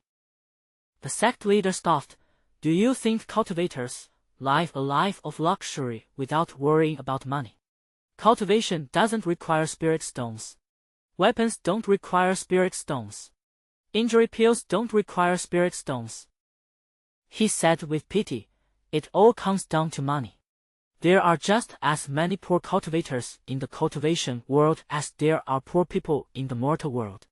Most of them are just outwardly respectable, but who knows what they are really like inside." As he spoke, he looked around and lowered his voice, saying, "Have you heard about the Baiwu secret realm that's been all the rage for the past 2 weeks? Those cultivators were supposed to come out yesterday, but who knew the secret realm would just collapse like that?" The waiter was taken aback. "Didn't you see they were all out?" Upon hearing this, the shopkeeper said, "He was rescued, but the rescuers are trapped. They've been searching for him for a day and a night. No one dares to say it openly, but everyone in private says he's definitely gone. There are even cultivators in our town who have made offerings to the two cultivators who rescued him. They were so young, it's pitiful." The waiter couldn't help but sigh as well.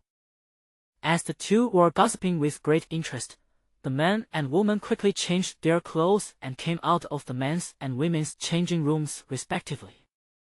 The two looked up and couldn't help but praise him as a talented individual. The clothes were made of simple material and had an ordinary style. They didn't even fit the two of them very well. The fairy's clothes were clearly too big, with the sleeves hanging loosely at her sides, yet she still exuded a delicate and frail air. That Dojun was different. His clothes seemed a bit too small, making the front of his clothes bulge out at his chest. Well, the chest is the chest, the waist is the waist, and the legs are the legs. The shopkeeper and waiter were stunned, unsure how to describe it, but they felt that even the cheapest fabric seemed much more expensive on the two of them. The two were huddled together, whispering something. A match made in heaven.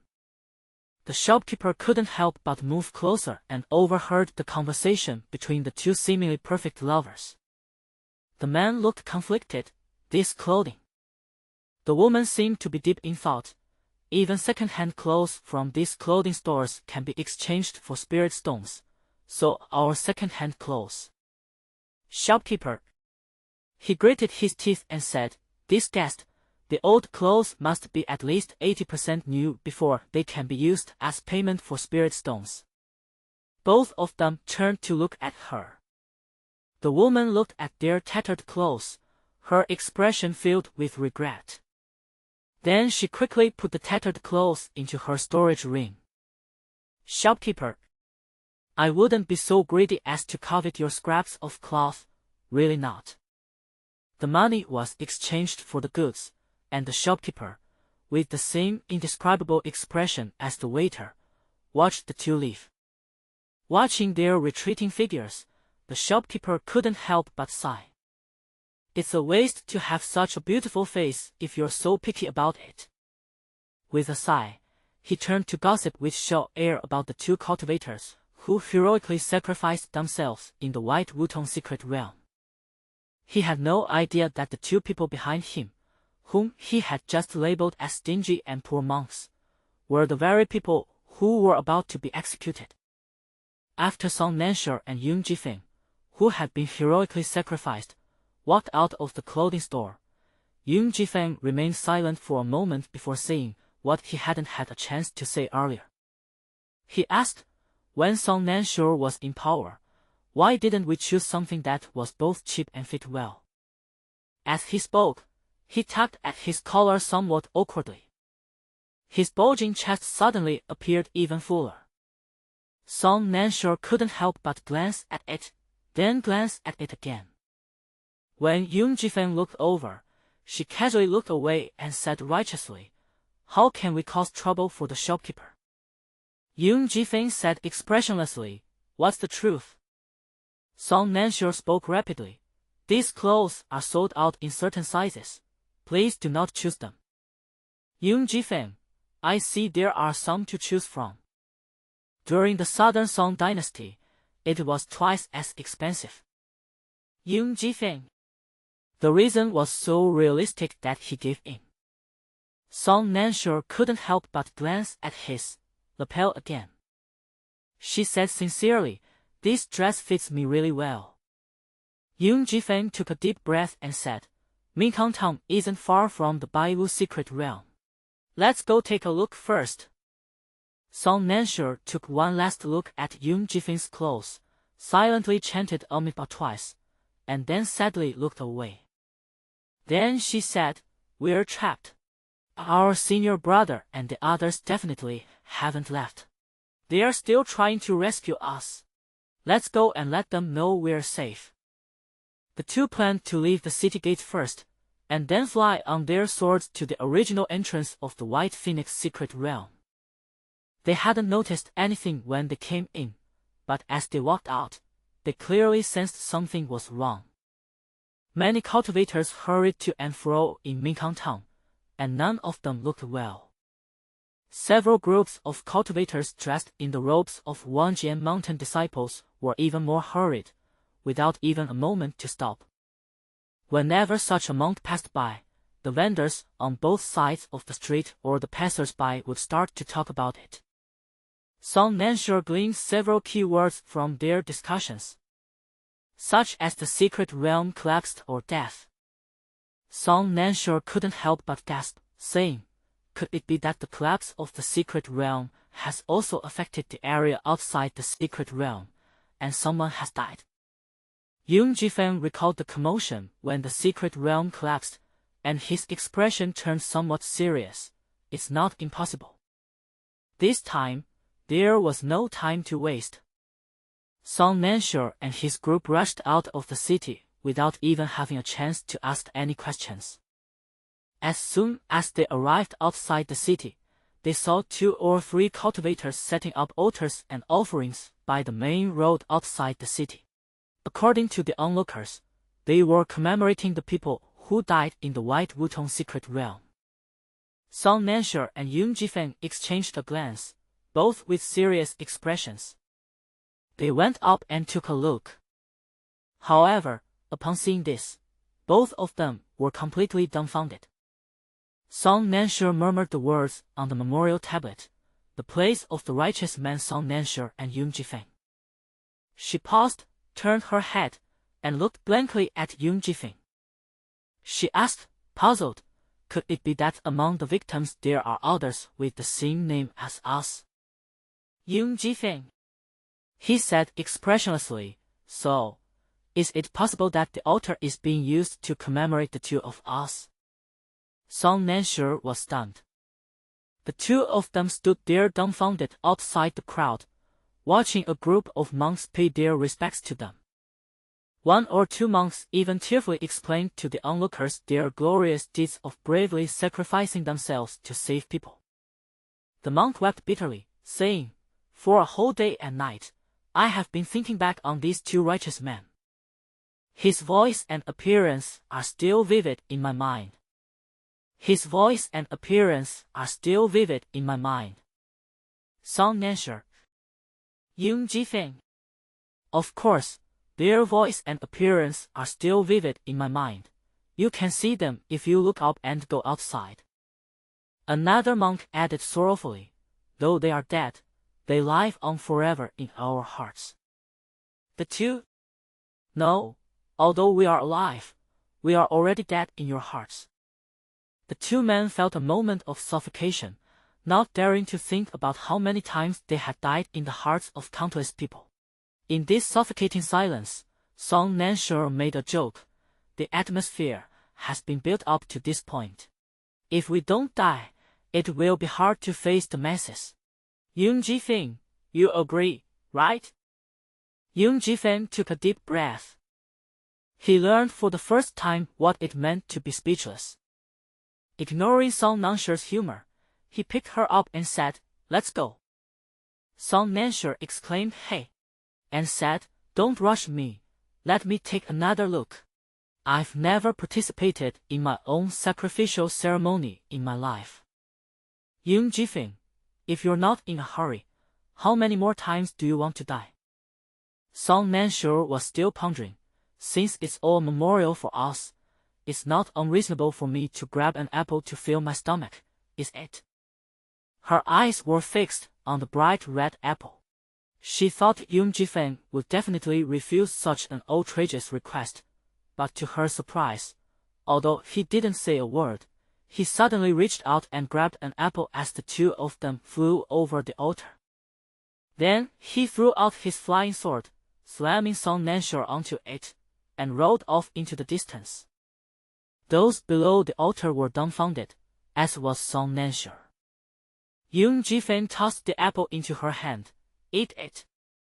Song Nansure looked at the apple, then at the people below, and suddenly his face lit up with a smile. She waved her hand and said, "The apples are nice, I'll take them." Below the stage, some people stared blankly at them and recognized Song Nansure's face. The man muttered, A fake corpse." He was immediately slapped on the head. "You're kidding me. Those 2 heroes aren't dead. Ha ha ha. Good people are indeed rewarded." Yoon Ji-fan used his spiritual power to fly on his sword, while Song Nansure created a wind wall around them to isolate their spiritual power.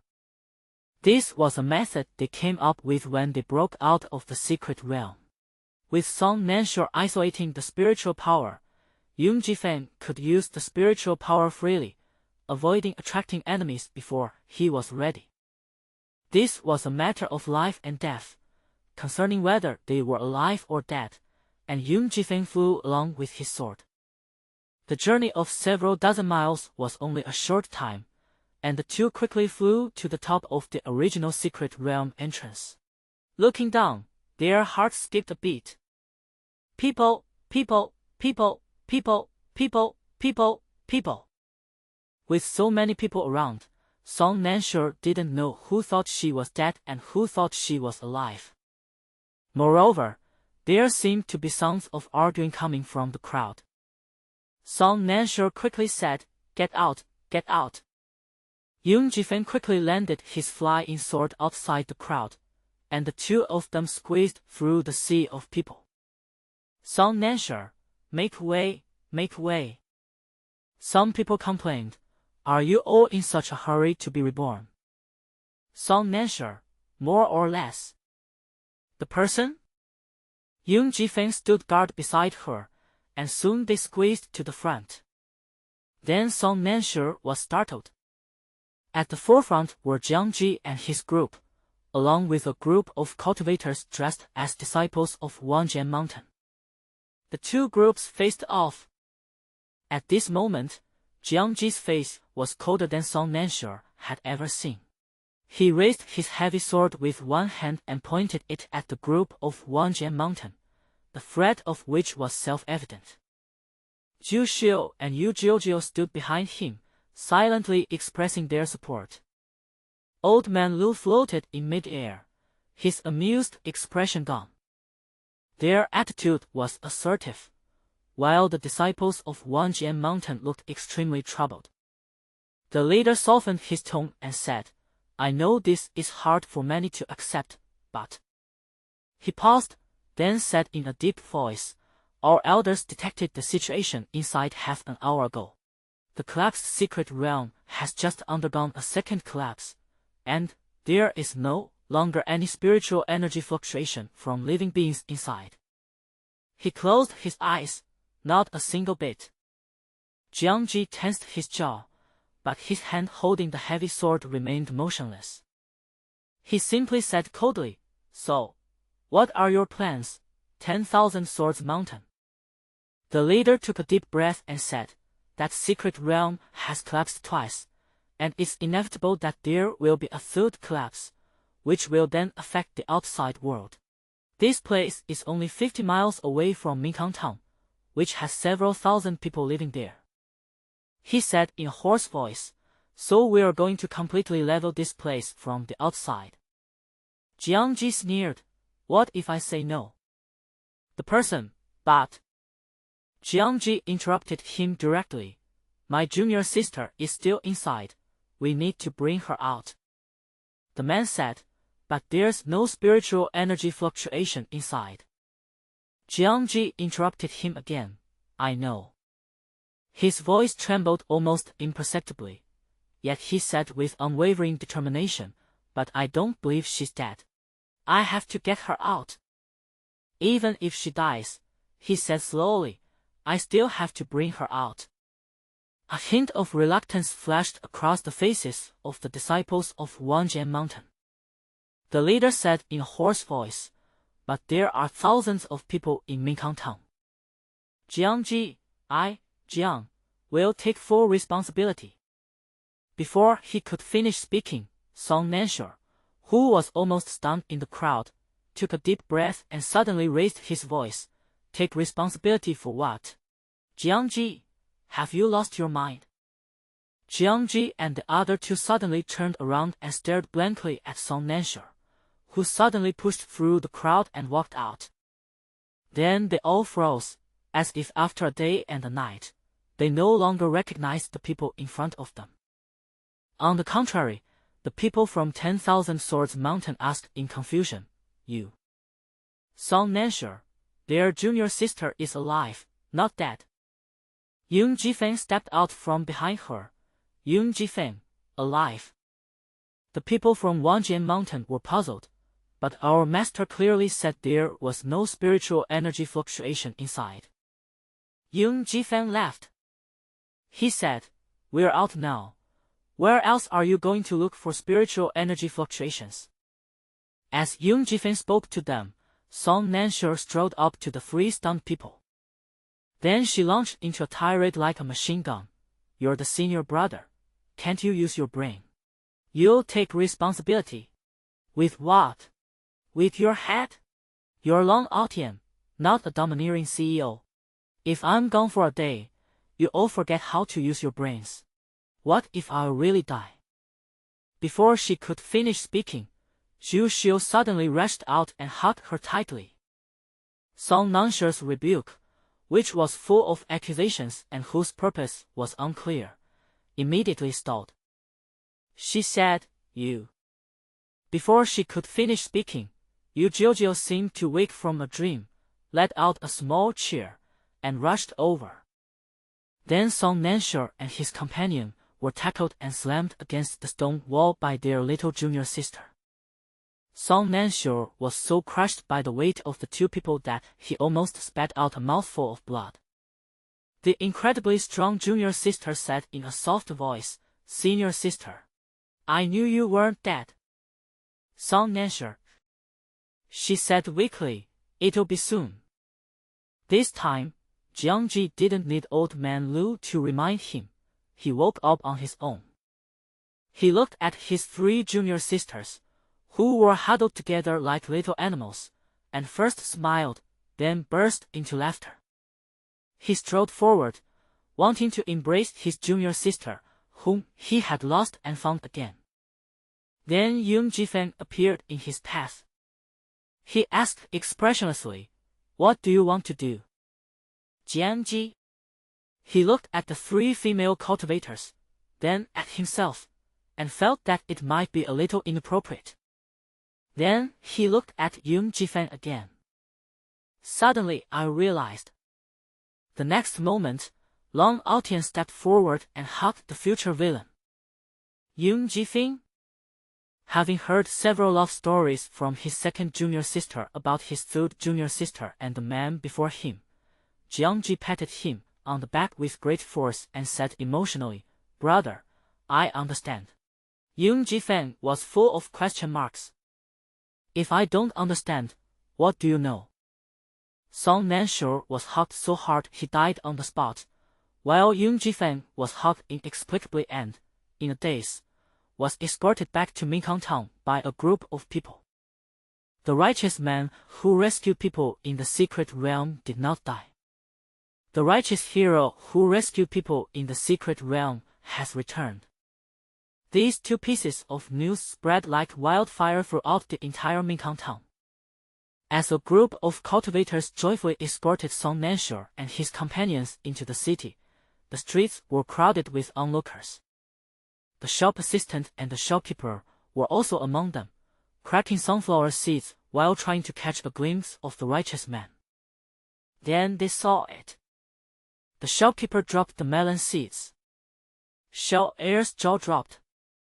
After the waiter walked past, the waiter stammered, "Manager, they." The shopkeeper, jolted awake by his stutter, suddenly threw down the melon seeds and rushed back into the shop. When the waiter ran back, he saw the shopkeeper carrying a pile of discontinued and slow-moving clothing, shouting at the door. The same clothing worn by the hero who saved lives. "Don't miss it." Jiangji and his group booked the entire courtyard for Song Nanshe and his companion to rest. Song Nanshe felt it was unnecessary and couldn't help but say, "I don't think I need it." Zhu Xiu pressed down on her shoulder and said, "I don't care what you think. I care what I think." Song Nanshe. What kind of domineering and forceful love comes from a rich woman?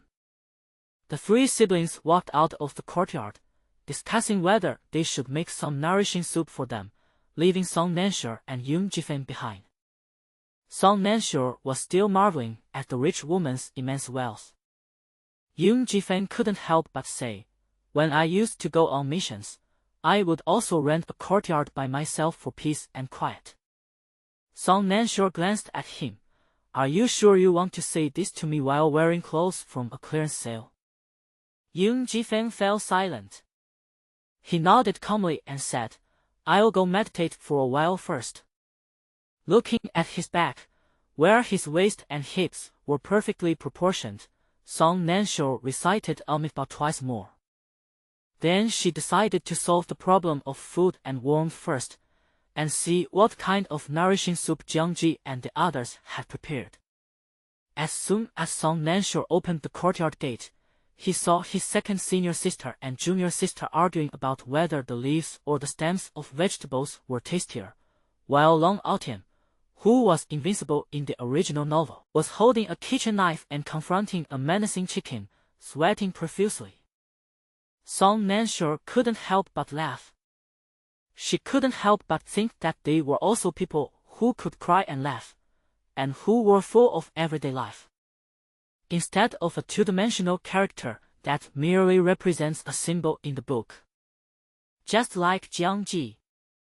In the original novel, this arrogant protagonist seems to be provoked every moment, either getting slapped in the face or on his way to getting slapped in the face. But a person's life is so long. How much of it is actually written in books? How could someone be constantly provoked and forced to retaliate and be slapped in the face? He was just an ordinary person. Thinking this, Song Nansure pushed open the door and said, Senior brother, you. Jiangji turned his head. Just then, a sudden gust of wind swept through the courtyard, and an arrogant voice echoed from mid-air. Jiangji! Is it you, you brat, who injured my disciple half a year ago? Do you dare to fight me? Jiangji? Song Nansure. How can someone be constantly provoked, retaliated against, and slapped in the face? Why wouldn't I? Now, her face is being slapped repeatedly. Song Nansure was numb. Jiangji, seemingly having noticed something, quickly said, Third junior sister, listen to me. Song Nansure smiled and said, Sorry to bother you. She slammed the door shut. Jiangji, speak. The courtyard gate slammed shut with a loud bang. Outside the door, the sounds of verbal sparring continued incessantly. Then came the sounds of intense fighting. Song Nansure knew without even looking that this would be another classic scene of a protagonist being slapped in the face.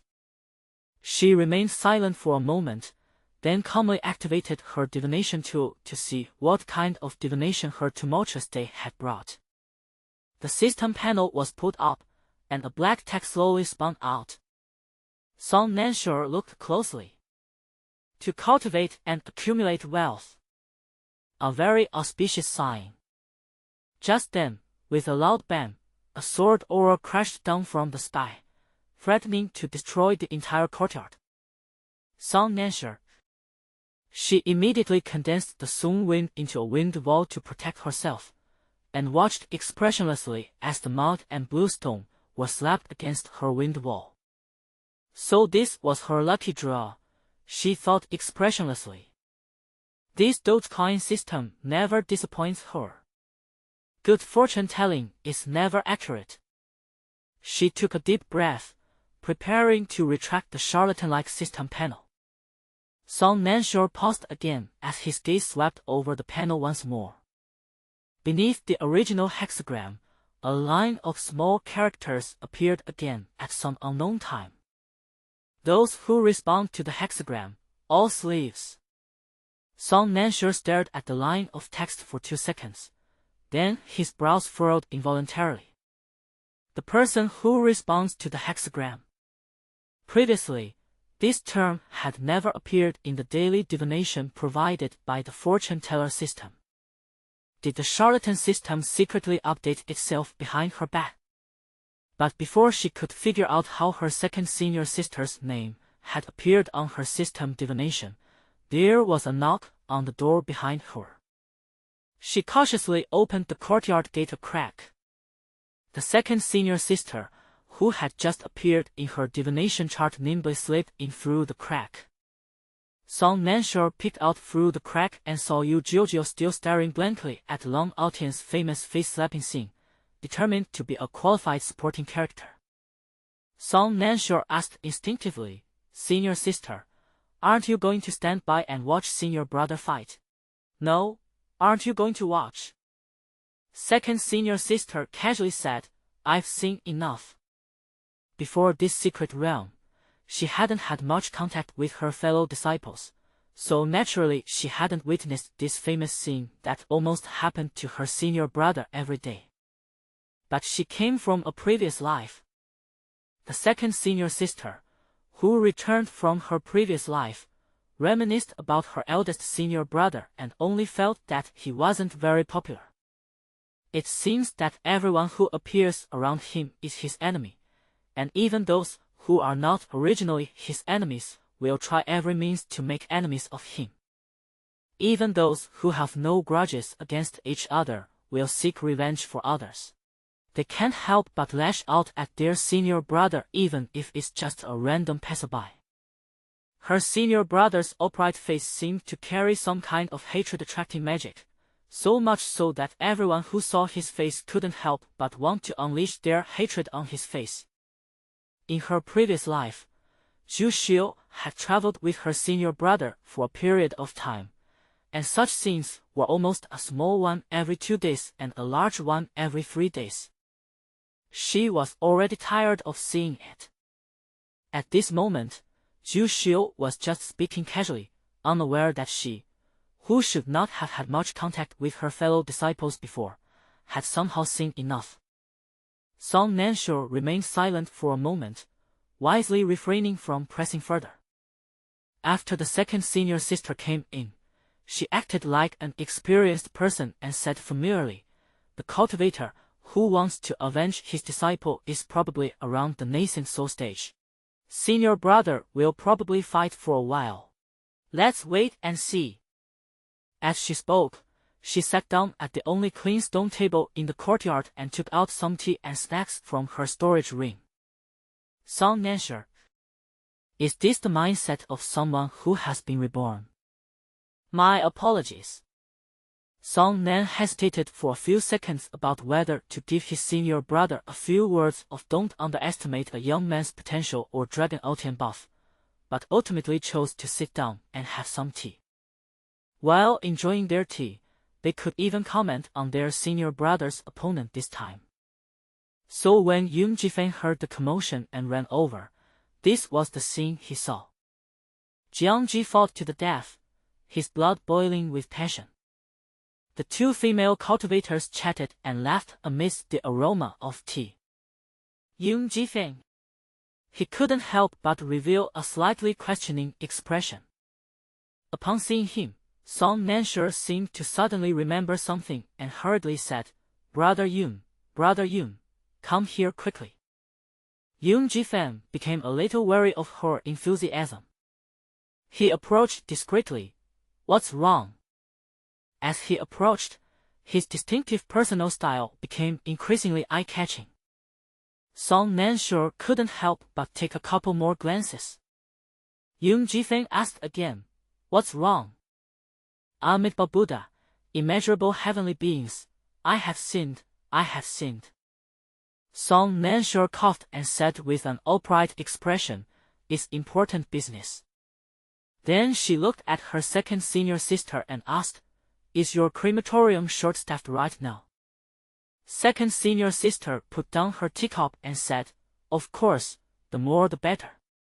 Song Nansure laughed upon hearing this. "What a coincidence."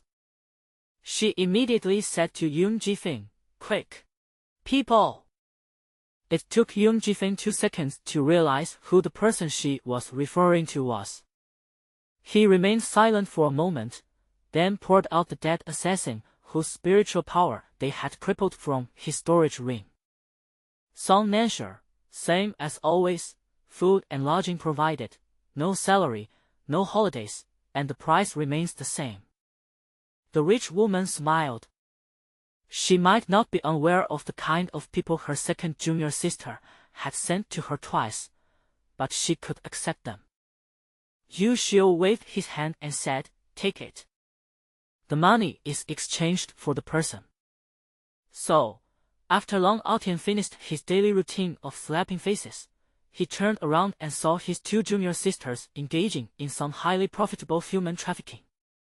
"Jiangji. Jiangji?"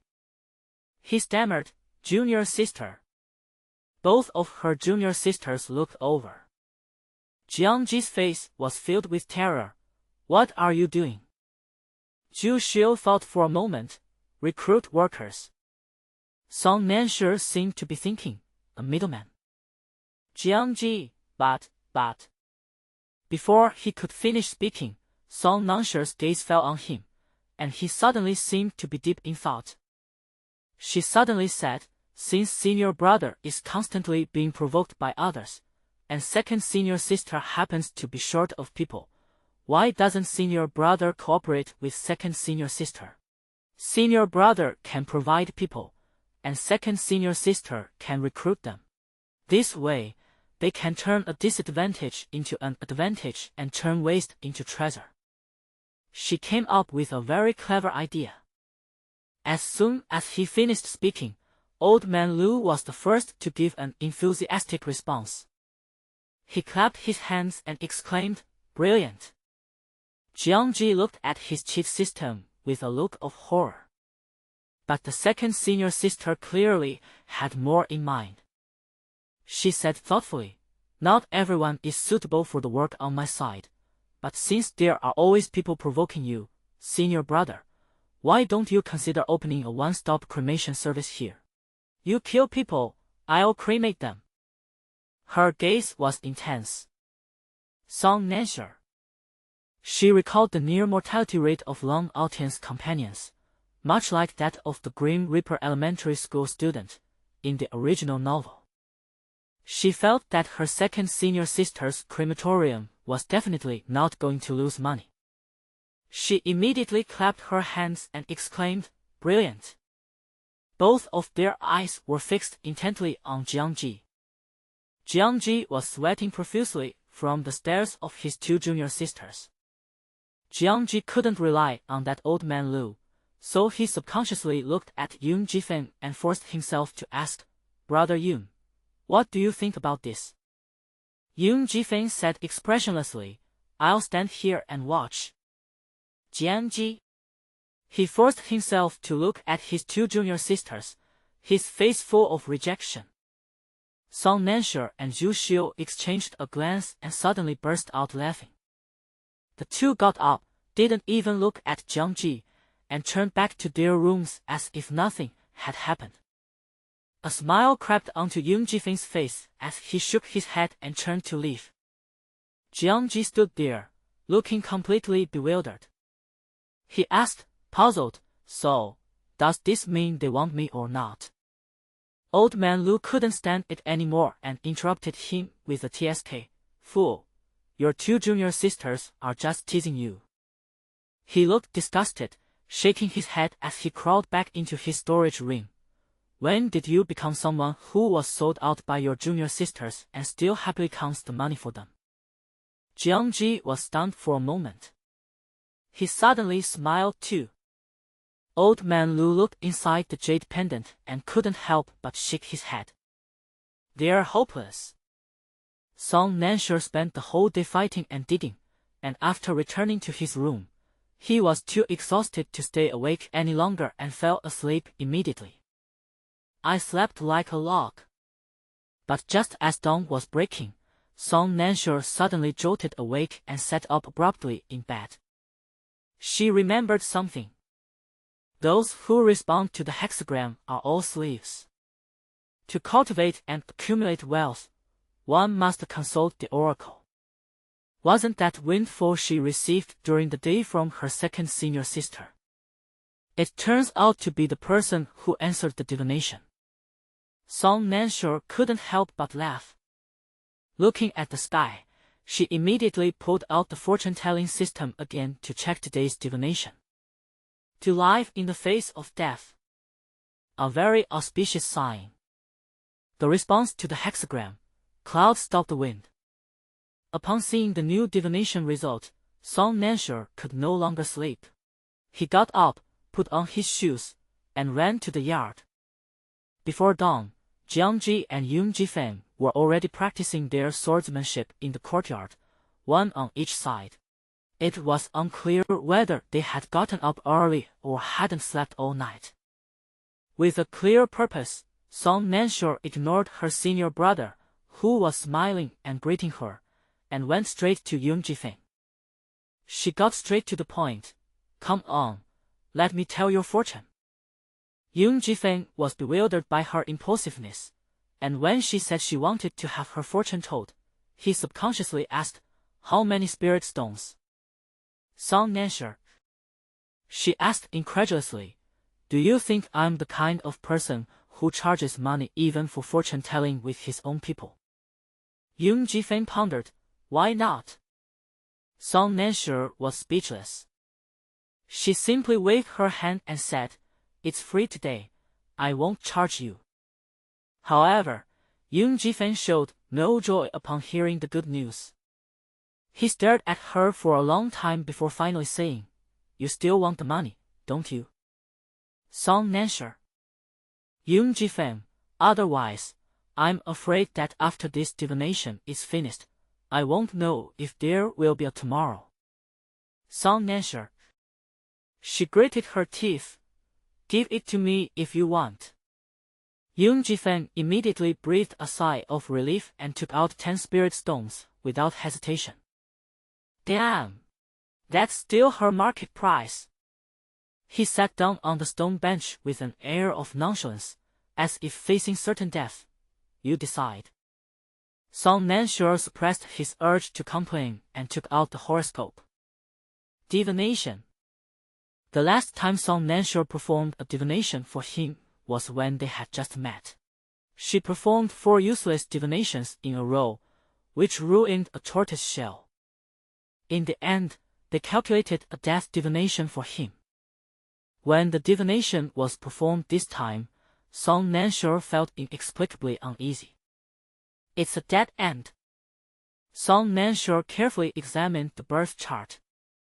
Whether it was due to her destiny chart or her improved cultivation, this time, at least her destiny chart didn't turn bad. But it is still a useless hexagram. 1 useless hexagram, 2 useless hexagrams, 8 useless hexagrams, 10 useless hexagrams. Song Nansure acted as if he hadn't seen it. 11, 12. Song Nansure continued divining until his spiritual energy was almost depleted, and the 16th divination was performed. She stared at the divination chart for a long time. To live in the face of death. It is exactly the same as the hexagram given by the system. To live towards death, as indicated by the hexagram, is to have the clouds cease their wind. Song Nansure understood. Before this charlatan updated his fortune-telling, the predictions he gave Song Nansure were only related to the fortune of that day, sometimes accurate and sometimes not. But after the update, it presented what Song Nansure wanted to see. The people she wants to see, or the things she wants to know. Yesterday it was senior sister, today it's Yung Jifeng. To live in the face of death, that's good. Song Nansure didn't know whether the sudden update of the system, which hadn't changed much in the past 17 years, was because he had reached the foundation establishment stage, or because of the destiny chart. But she thought it was fine. As Song Nansure retrieved the horoscope, under Yung Jifeng's slightly concerned gaze, he suddenly said, "Yung Jifeng, you'd better thank me properly this time." Yung Jifeng was stunned for a moment, then suddenly realized. He felt he probably understood what Song Nansure meant. He reached into his storage ring, hesitated for a moment, and then asked, 15 more. Song Nansure. She calmly extended her hand, "Deal." Yung Jifeng breathed a sigh of relief, looking as if he wouldn't be at ease until he got the money. Well, he has a serious illness. After confirming the changes in the Divine Charlatan System 2.0, Song Nansure left Yoon Ji-fan, who was suspected of having an attack, and went back to sleep. Song Nansure slept soundly until dawn, when he was woken up. Elder Wang Jiansheng came to visit. When Song Nansure arrived at the main hall, Jiang Ji had already been exchanging pleasantries with the elder, who didn't look very old for quite a while. Song Nansure was surprised that his senior brother, who was usually so friendly, would actually chat with people when he saw Old Man Lu floating beside him.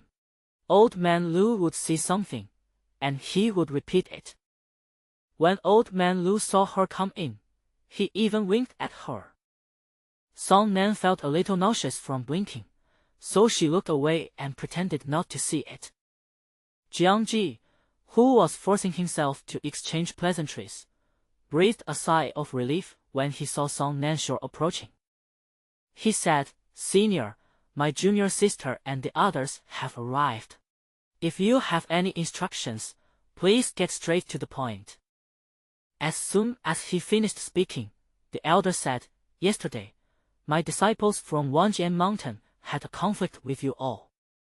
Song Nanshure's heart tightened upon hearing this. Are they here to cause trouble?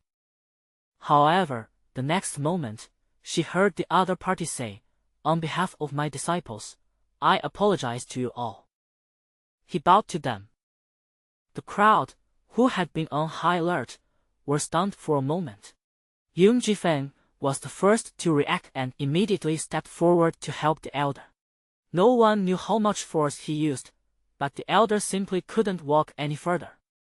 Song Nansure breathed a sigh of relief. She said, "Everyone is just doing their job.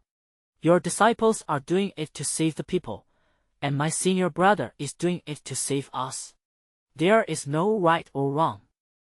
The elder looked at them and smiled. "In that case, I can now discuss the second matter."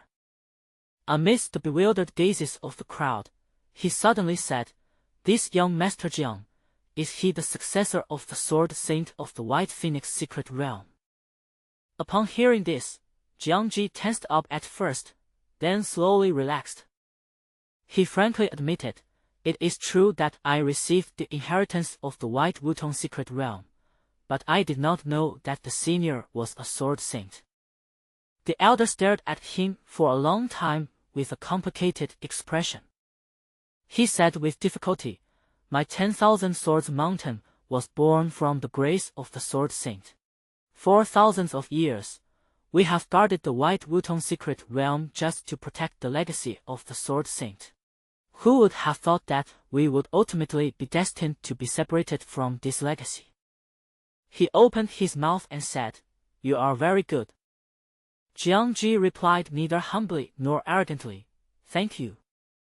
The elder sighed and said, "Before the Sword Saint ascended to immortality, he left his legacy in the White Wutong Secret Realm. My 10,000 Swords Mountain volunteered to guard the Secret Realm for him, and he said that if anyone took the legacy in the future, he would give these things to him as well." As he spoke, he took out a black box. He said, "From my Grand Master to me, this thing has never been touched by Wanjian Mountain. Now, I will hand it over to young friend Jiang." Jiang Ji took it and tried opening it. It didn't budge. Old Man Lu then said from the side, "Your cultivation level is not high enough. This box can probably only be opened by someone at the nascent soul stage. It's probably meant for you to use in the future." Jiang Ji then stopped insisting. Song Nansure watched with great interest, originally thinking that today's events were just another poke from the NPCs to Long Aotian. But then the elder suddenly asked, "Is the second inheritance in the secret realm among you?" Everyone immediately turned to look at her. Song Nansure was stunned. The elder naturally looked at her as well. Then he said in a complicated tone, "In the 15th year since Wanjian Mountain moved here, a master left a letter at the place where the sword saint left the wooden box, saying that he wanted to borrow the place of the sword saint's inheritance and asked us to run an errand for him. Song Nansher. She took a deep breath. It's not enough to just use someone else's inherited land, you also make them run errands. That senior has lived so long without being beaten to death. It must be because he's incredibly lucky, right? She stammered. What errands are you running? The senior handed over a piece of paper. He left this for us to give to our successors. Song Nansher. Her eyes slowly brightened. She glanced at senior brother Long Altian's wooden box, then at the paper in the elder's hand. The inheritance that Long Altian received also included items that he could use after reaching the nascent soul stage. So her predecessor had something else for her to inherit.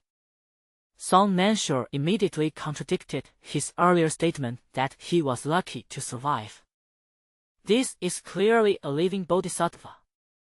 With a reverent heart, Song Nansher accepted the thin piece of paper with both hands. Then I couldn't wait to look over. The second senior sister couldn't help but glance at it. Just as she realized she shouldn't be watching someone else's inheritance and was about to look away, she suddenly stopped. She slowly opened her eyes wide, then murmured, I owe the Sheng family of Zhongzhou 5,000 spirit stones. She paused, then said in a strained voice, This is... Song Nansher raised his head expressionlessly. I owe you. An IOU that has been delayed for over 1,000 years. The other party even helped think of the inheritance of others after they reached the nascent soul stage. His own legacy included debts from 1,000 years ago. Song Nansher suddenly remembered the old man's evaluation of her before she came to the secret realm. If you don't lose money now, you'll definitely lose a lot of money later. The old master was right. The others finally realized the seriousness of the situation. Zhu Xiu quickly replied, It's only 5,000 spirit stones, and it's been 1,000 years already. The Sheng family might not even exist anymore. Yu Jiujiu quickly chimed in, Yes, yes, yes. Yun Jifeng also said, Even if the Sheng family were still around, you could definitely afford 5,000 spirit stones now. Consider it a necessary investment. After offering words of comfort, everyone immediately turned to Jiangji, who had not yet spoken. Jiangji hesitated for a moment, then said weakly, If the Sheng family were still around, and if those 5,000 spirit stones had accrued interest for 1,000 years.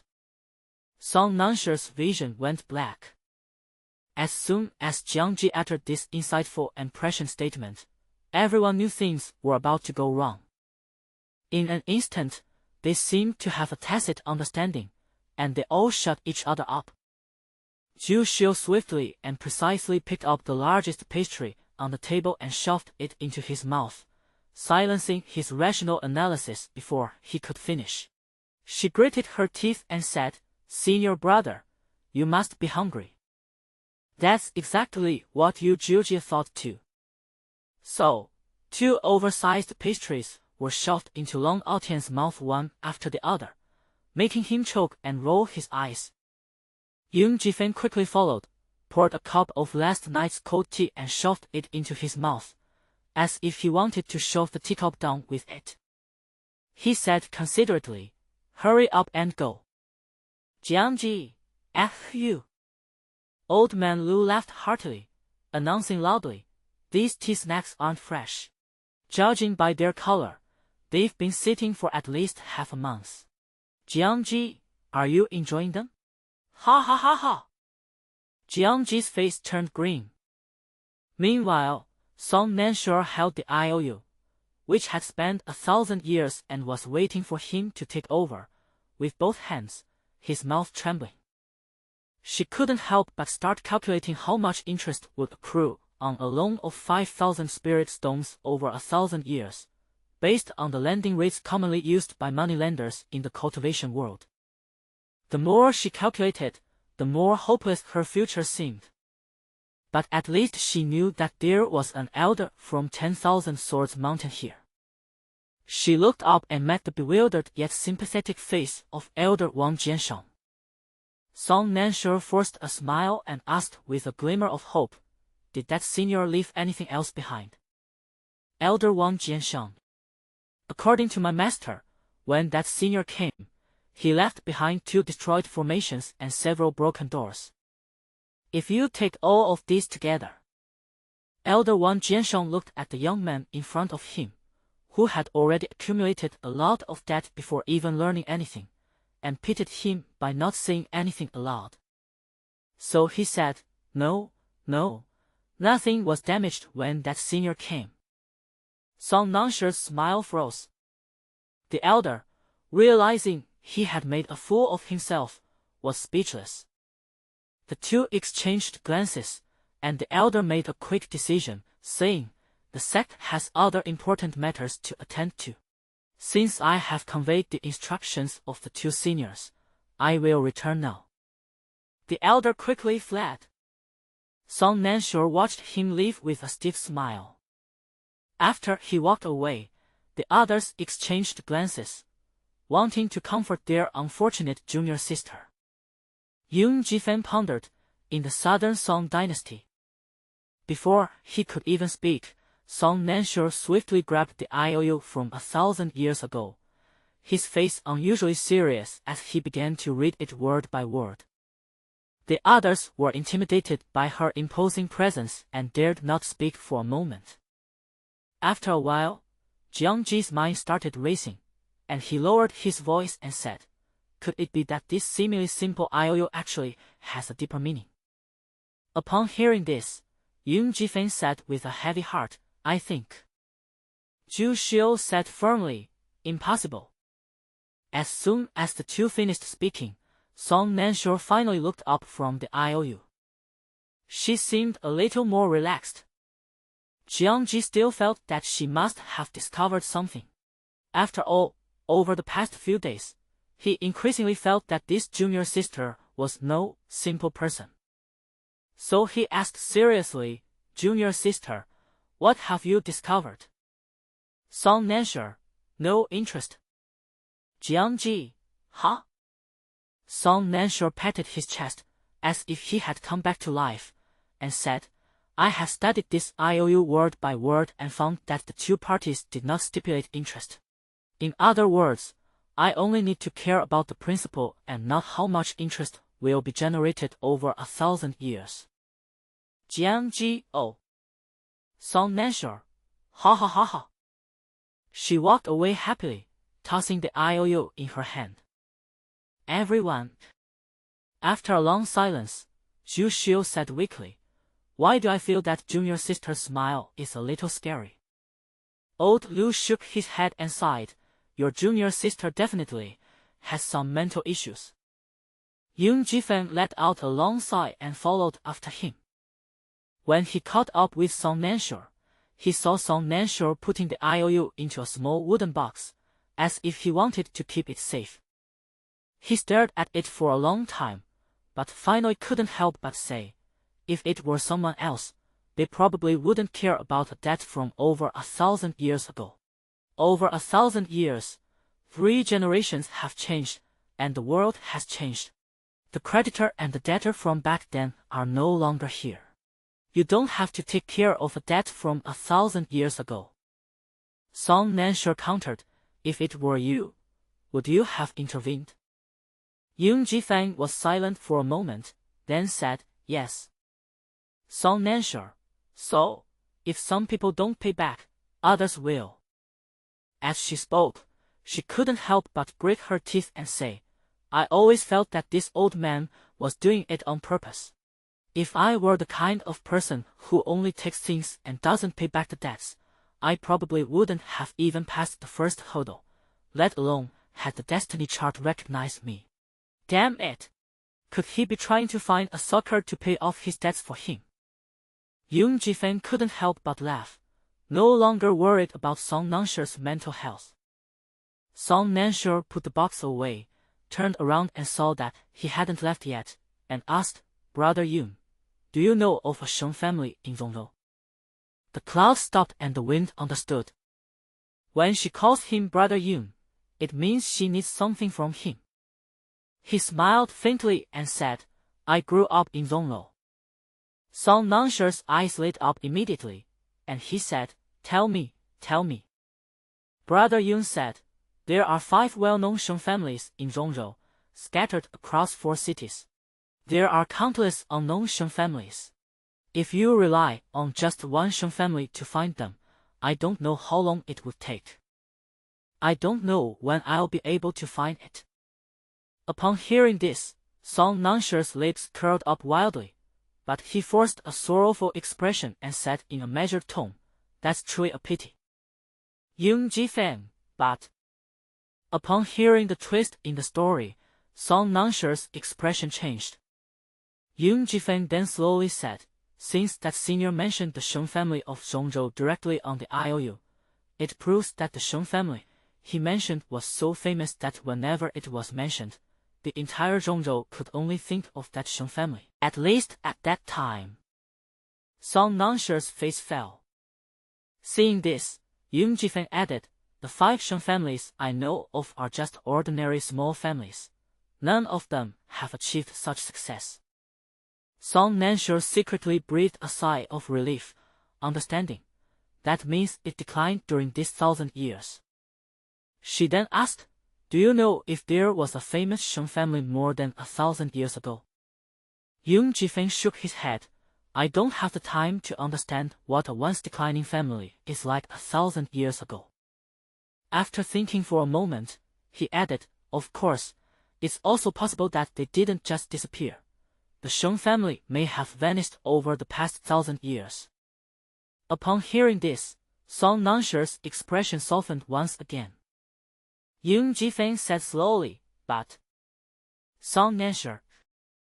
She looked over expressionlessly. "Brother Yun, are you playing me?" Yun Jifeng, "Not at all, not at all." Song Nanshi took a deep breath. All right. Just say what you have to say all at once." Yun Ji smiled faintly and said, "Although I don't know about what happened 1,000 years ago, your Wuyang sect was founded about 1,000 years ago, so there must be records of Zhongzhou. The famous Sheng family from 1,000 years ago would be among them.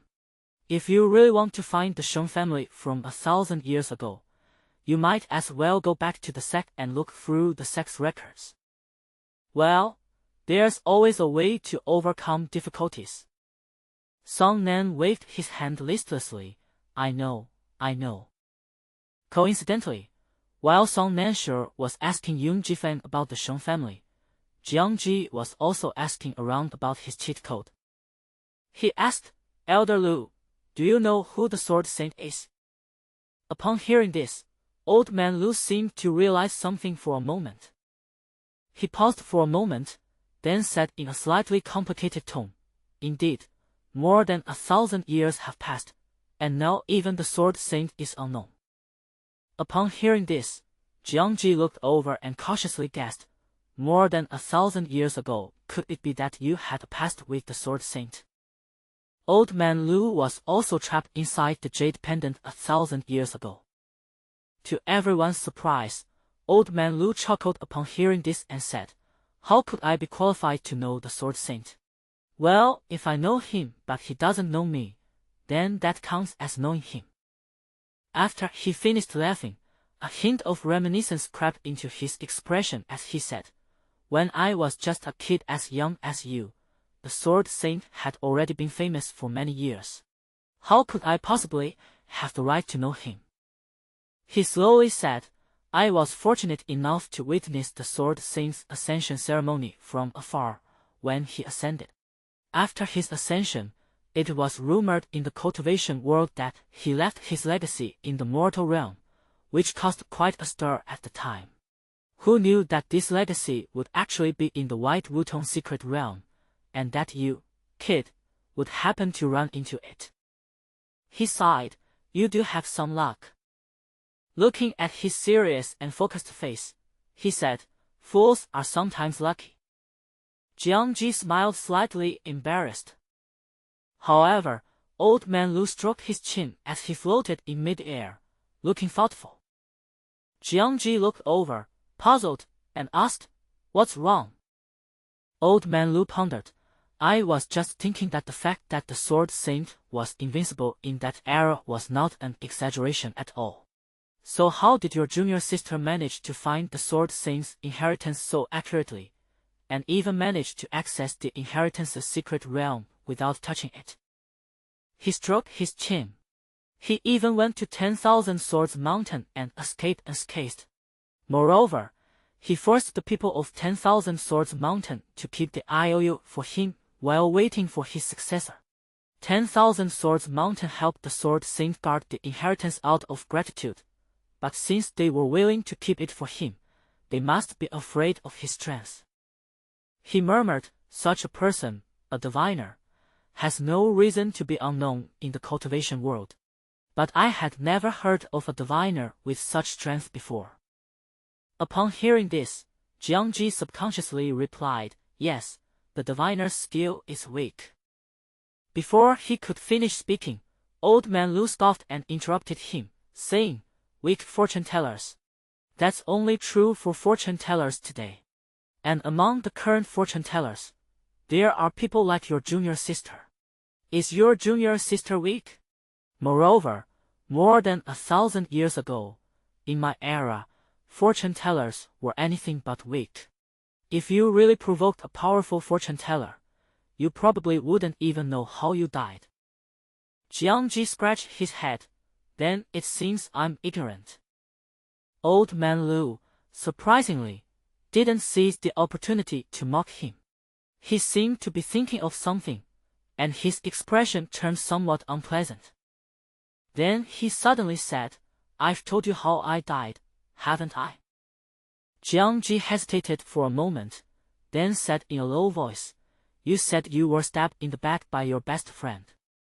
Old Man Lu sneered, "My damn best friend was also a fortune-teller. I died at the hands of a fortune-teller." Jiangji was stunned and at a loss for what to do. After a long pause, he stammered, "Third junior sister is also a diviner. You've been so kind to her, I thought." Old Man Lu waved his hand and said, "If I were to hate anyone, I should hate the person who killed me, not all diviners. If you were killed by a sword cultivator, would you hate all sword cultivators from now on? Besides," he murmured, "your junior sister is completely different from that person. On the contrary, that Jumingzi, who is also a fortune-teller, I just can't stand him." After thinking for a long time, Song Nanshe still felt that they should go back to the sect first. This wasn't mainly because of the Sheng family, but because she suddenly remembered that it was almost time to receive the monthly allowances again, but none of the four of them had received their allowances. Moreover, Song Nanshe is now in the foundation establishment stage. In addition to her monthly stipend as a direct disciple, she should also receive extra resources from the sect for foundation establishment disciples. Even the smallest mosquito is still meat, and the sect's wool should be taken advantage of whenever possible. Among their group, although Jiangji was the eldest brother, the second sister had always been in charge, so Song Nanshe went to find Zhu Xiu without hesitation. When she found her second senior sister, the second senior sister was chatting enthusiastically with her junior sister, and she didn't know what they were talking about. As Song Nanshe approached, he saw his junior sister putting away her communication talisman and saying with a serious expression, "Second senior sister was right after all. That senior brother from Sanjiu Peak has returned." Song Nanshe was stunned. Sanjiu Peak? What happened to Sanjiu Peak? Then it dawned on her. Yes, she remembered. At the beginning of the year, a junior brother from Sanjiu Peak ran off with a demon girl, which made his master furious. Before her second senior sister was reborn, she had used this gossip to curry favor with her. Now, Zhu Xiu said with great enthusiasm, am I right? The demon girl's clan practices polyandry.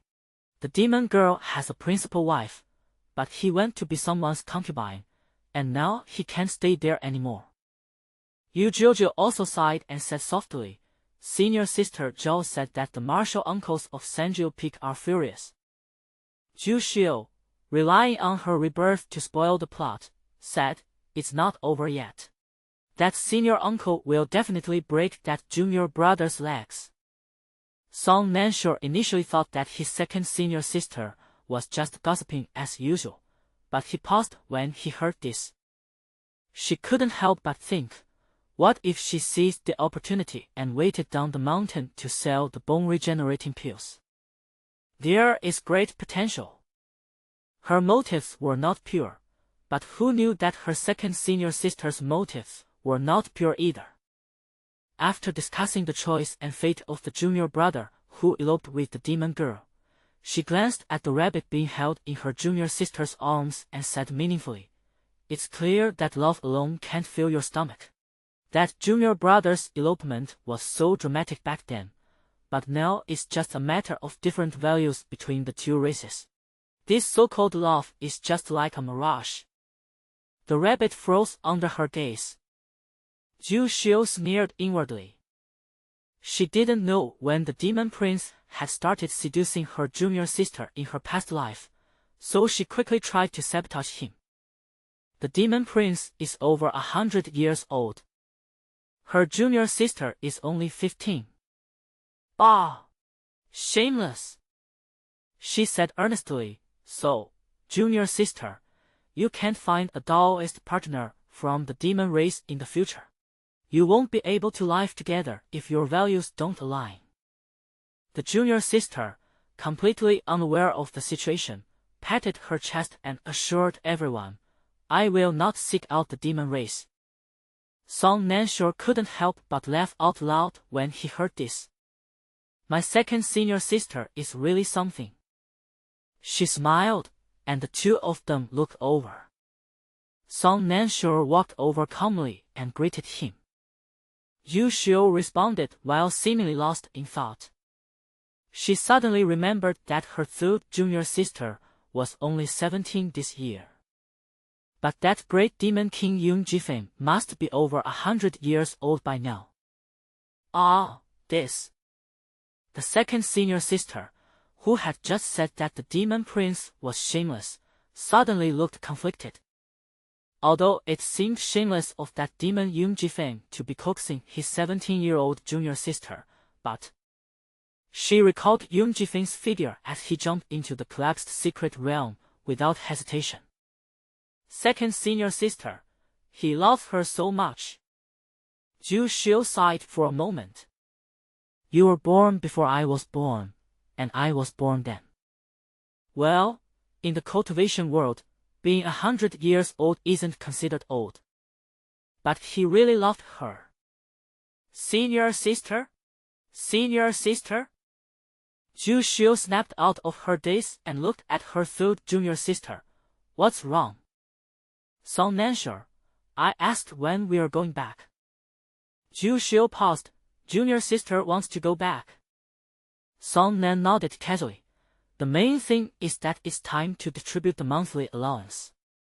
Zhu Xiu was taken aback, then couldn't help but laugh. Just as she was about to say something, her communicator suddenly beeped. She glanced at it subconsciously. Master! Zhu Xiu paused, immediately preparing to cut it off. But the other party didn't give her that time. Her communication was automatically connected. A cold, clear voice came from the other end. Zhu Xiu, where are you? Zhu Xiu remained silent for a moment, then said calmly, 10,000 Swords Mountain. The master's tone was unreadable. Come back. Zhu Xiu took a deep breath. Before he could finish speaking, Song Nansure suddenly laughed and said calmly, Sorry, Master, I haven't had enough fun yet and I'm not planning to go back. After saying that, She reached out and tore up her communication talisman. Zhu Xiu looked up in astonishment. You. Song Nanshe smiled and said, "Don't worry, I don't rely on him for a living." Zhu Xiu was silent for a moment. "But didn't you just want to go back?" Song Nanshe, "I don't want to think about it anymore. It wouldn't be bad if we played for another year or 6 months. Zhu Xiu stared at her for a long time, then suddenly burst out laughing. She whispered, "Let's go back, it's almost time." It's good that she needs to settle things. Zhu Xiu got up and left. As Song Nanshe watched her retreating figure, he suddenly felt incredibly annoyed. In the past, she viewed any protagonist in her life as if they were completely unrelated stories. She knew of their suffering, knew of their fate, but she didn't care. They are the main characters. But now... Song Nanshe got up. Behind her, Yu Jiujiu murmured, "Senior sister." Song Nanshe immediately turned around and said seriously, "Read the pet training book I gave you carefully." Yu Jiujiu looked blankly at him and said, "Oh. Black Rabbit." He felt like everyone here was targeting him. Song Nanshe returned to his room. She has a habit of making others unhappy when she is unhappy herself. This is called emotional transference.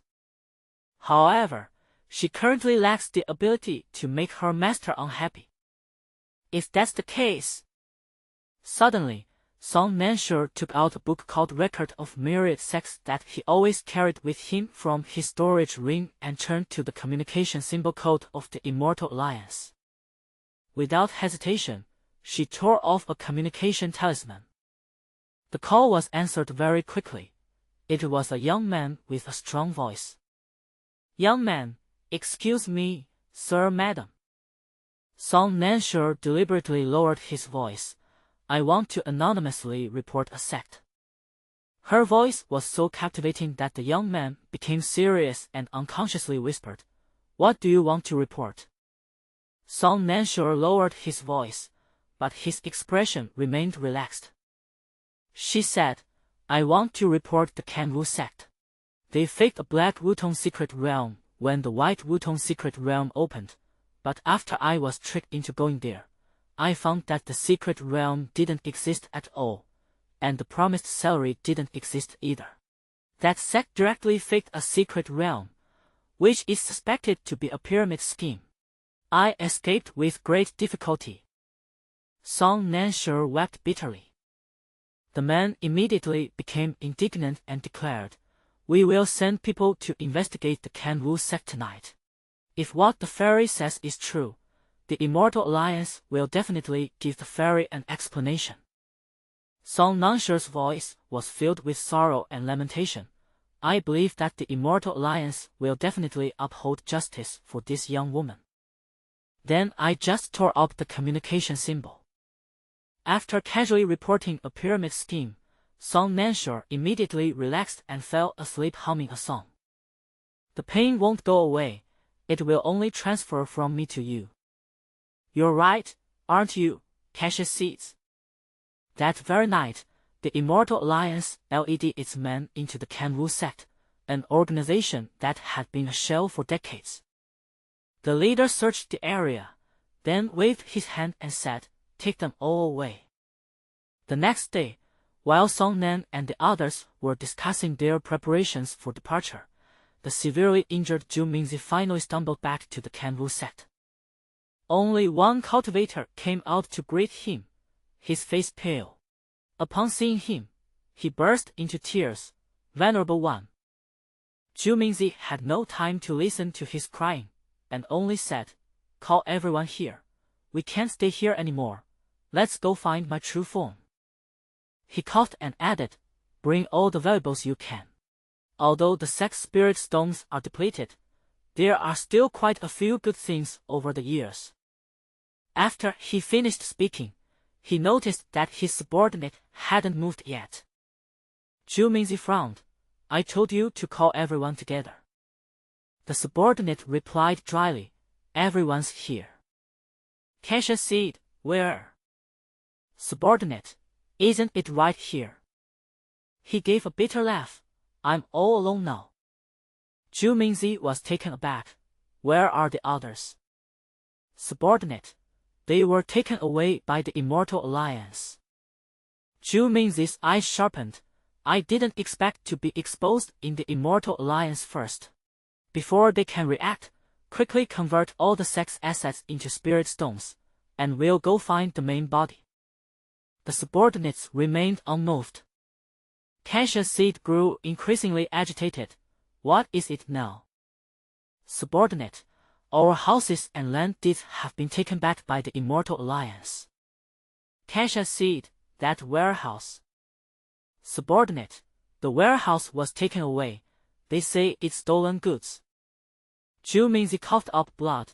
What right does their Immortal Alliance have to take our things?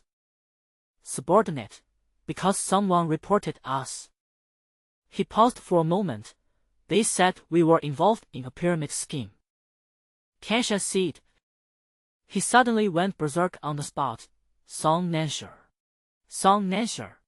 I will never let you go. His subordinates waited for him to finish his madness. Kasia said took a deep breath and said tremblingly, just tell me what we have left. The subordinate tremblingly took out 2 jade bricks from his arms. These are for the venerable one to use as a footrest. They didn't take them because they thought they would cost athlete's foot. Kasia said. He suddenly looked 10 years older. Just take it. Pawn shop. The amiable shopkeeper smiled and said, 2 jade bricks for stepping stones, 300 spirit stones. He smiled and said, welcome to visit again next time. The next morning, before her 3rd junior sister had gotten up, Zhu Xiu quickly found Jiangji and Yu Jiujiu to discuss returning to the sect that day. Yu Jiujiu was still half asleep when she was woken up, but Jiangji, as the male protagonist of a domineering tale, was naturally very diligent. While others got up at the first crow of the rooster, he was so diligent that even the roosters had to listen to his movements to get up and crow. He once even managed to get the roosters of the Wuyang sect to get up an hour earlier than others. When he was brought here, he had already been meditating for an hour and had swung his sword 5,000 times, and he was in excellent spirits. Upon hearing that his 2nd junior sister wanted to discuss returning to the sect, he was puzzled. If she wants to go back, she can just call her senior brother whenever she wants. After he finished speaking, he realized that someone was missing. Where is 3rd junior sister? Zhu Xiu, I only came to find you at this time because I wanted to avoid 3rd junior sister. As soon as those words were spoken, everyone, whether sleepy or not, perked up. Even the old man Lu, who was fast asleep, poked his head out from the jade pendant and asked energetically, What? What are you going to do with that little girl on your back? Zhu Xiu didn't keep them in suspense and asked directly, How do you plan to get back? How do I get back? Jiangji and Yu Jiujiu exchanged a glance, both unsure why they were asking such a question. Long Aotian, who was not short of money, hesitated for a moment and said, It is naturally the most convenient to go back by taking the formation. The female protagonist of a sweet romance novel, who is also well off, nodded in agreement. Most major sects have teleportation arrays, which vary in size but are interconnected and very convenient to use. Besides being expensive, activating a small formation costs 1,000 spirit stones, while activating a large formation would likely cost several thousand spirit stones. The formation can be activated once and last for about half a month. The number of people that can be teleported during this period is fixed, so the cost of activating the formation will be shared among everyone, and on average it is not that expensive. So, aside from the special case where a teleportation array is activated once just to teleport one person, generally speaking, although teleportation arrays are expensive, most cultivators can still afford them. Zhu Xiu then cut to the chase. What about third junior sister? Jiangji was confused. Third junior sister. Before he could finish speaking, he immediately stopped, exchanged a glance with Yu Jiujiu, and both felt something was wrong. Ordinary monks can sit on it. But the Song dynasty was generally peaceful during the Southern Song period. She's a severely impoverished monk. Moreover, she is currently burdened with debts from 1,000 years ago.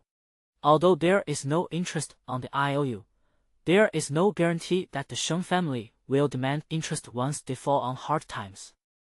Thinking of this, both of them couldn't help but look serious. Jiangji thought for a long time and said, "Then I'll pay for it for my junior sister." No sooner had he finished speaking than Zhu Xiu retorted, "Absolutely not. This senior sister, seemingly influenced by some kind of filter, said in a deep voice, 'Although my junior sister is poor, she is still a person whose character cannot be changed by poverty. Your willingness to pay for her is well-intentioned, but I'm afraid it will hurt her pride.'" Jiangji was taken aback, then realized it made sense. Old man Lu was also taken aback, then burst into laughter. He said, "Poverty cannot sway me. Poverty cannot sway me. Ha ha ha ha. Jiangji, your junior sister is right. Your third junior sister cannot sway her poverty, so you absolutely must not give her any money." Jiangji was baffled by the old man's laughter. When he heard Yu Jiujiu ask, "Then what about us?" Zhu Xiu said earnestly, "We must be understanding of our third junior sister. She won't accept charity, so we need to find a way to adapt to her." Old man Lu, yes. That's so damn right." At the same time, Song Nanshe was also secretly discussing going back with Yun Jifeng. Yun Jifeng was forcibly woken up and sat on his bed with a blank expression, wearing only his undergarments. Opposite him was Song Nanshe, who didn't seem to think there was anything wrong with being in a room with a man who was only wearing undergarments. Yun Jifeng reminded him, "It's only the hour of yin, 3 to 5 a.m., in the Southern Song dynasty." Song Nanshe, "I know, I came at the hour of yin, 3 to 5 a.m. Yun Jifeng took a deep breath and said through gritted teeth, "Then you'd better be in trouble." Song Nanshe replied matter-of-factly, "Of course I have something to do." She then lowered her voice and said, "When my senior sisters go back tomorrow, they will definitely sit in the formation." Yun Jifeng paused, realizing the seriousness of the situation. After a moment of silence, he carefully considered his words and said, "We gained a lot from this secret realm, so why don't we?" Song Nanshe looked at him expressionlessly and said, "Yes, I also received an IOU from more than 1,000 years ago." Yun Jifeng took a deep breath. "Then what do you want to do?" Song Nanshe analyzed logically. "Everyone knows our situation. Given the personalities of my fellow disciples, they will definitely offer to pay for us. The first person to speak up will most likely be our eldest brother, as he is impatient." Yun Jifeng, "So you're planning to have him pay for it?" Song Nanshe declared righteously and sternly, "How could that be? My poverty and low status cannot sway me." Yun Jifeng, "I just can't believe it." He rubbed his forehead. "So what are you going to do?" Song Nanshe spoke quickly. "I want to discuss this with my senior brother. How about the three of us squeeze into one teleportation channel? We can split the teleportation fee among the three of us. I can accept that." Yun Jifeng, "She really can make every single word sound so outrageous." He took a deep breath. "Three people crammed together. Aren't you afraid that you'll actually become a paper doll after you come out of the teleportation array?" Walking through a teleportation array is similar to walking through a narrow passage.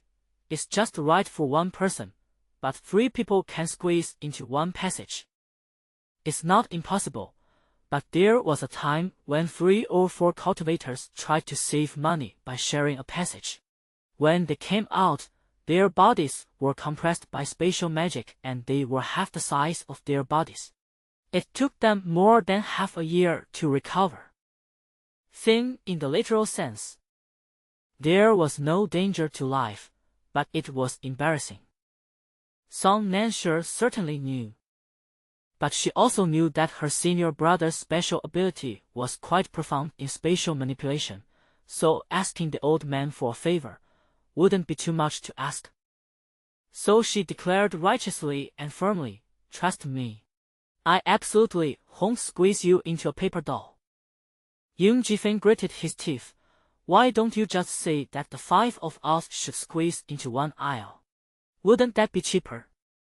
Song Nan paused, seemingly lost in thought. After a moment, she murmured, "If my senior sister and junior sister both agree, that's not necessarily a bad thing." Yoon Ji-fan. He closed his eyes. 2 hours later, as dawn broke, the 2 groups of people who had been secretly exchanging messages finally met openly. Song Nansher was in a very good mood. She smiled at Ju Xiu, senior sister. He nodded to Jiangji again, senior brother. The 2 exchanged a glance, their expressions becoming somewhat solemn. Finally, the eldest brother spoke up. "Now that everyone is here, let's set off." Song Nansher looked slightly expectant, preparing to ask to use the formation when they arrived at it. Then she saw the 3 of them simultaneously pull out their flying swords. "Song Nansher?" she asked incredulously. "Wait. Aren't you going to use the formation?" Upon seeing this, Ju Xiu gave her a gentle smile. She said considerately, "Junior sister, we still think that flying back on a sword has a unique charm." The second senior sister's smile contained 3 parts pity and 2 parts tolerance. Song Nansher. She felt she probably understood what these people were thinking. "It has a unique flavor." She hesitated, as if she wanted to say something but then stopped. At this moment, the eldest brother also walked to her side. He hesitated for a moment, then patted her shoulder solemnly and said seriously, "Junior sister, don't worry, we'll share joys and sorrows." Song Nansher. At this moment, she really wanted to grab Jiangji by the collar and ask him, "Sharing joys and sorrows is fine, but why do they have to share the sorrows with me? Why can't we choose to share the good times?" She reached out her hand, "Senior brother." The eldest brother then shoved a cloak into her hands, saying, "It's windy in mid-air, junior sister, wear something thicker." She struggled, "Senior brother, I understand everything, you don't need to. I'm willing to squeeze into the teleportation array together." The senior brother interrupted her directly, "Junior sister, I understand." His expression was filled with emotion and gratitude. "Let's go together." With that, he turned around resolutely and started making preparations with his second senior sister. Song Nansher. Old man Lu appeared beside her at some point and said, "Do you know why they insist on flying on swords? Because poverty and lowliness cannot sway you. Ha ha ha ha." He laughed wildly. "I can laugh at this joke for the rest of my life. Ha ha ha ha ha." Song Nansher took a deep breath, slowly turned around, and saw Yoon Ji-fan secretly relieved, a smile appearing on his lips. She remained expressionless. "What are you laughing at?" Yoon Ji-fan was silent for a moment, then calmly said, "I was just thinking of something happy." Song Nansher and his companions flew for 3 whole days, day and night. When they landed, Song Nansher felt as if he were floating. She was covered in dust, her eyes were lifeless, and she staggered a couple of steps, her steps unsteady.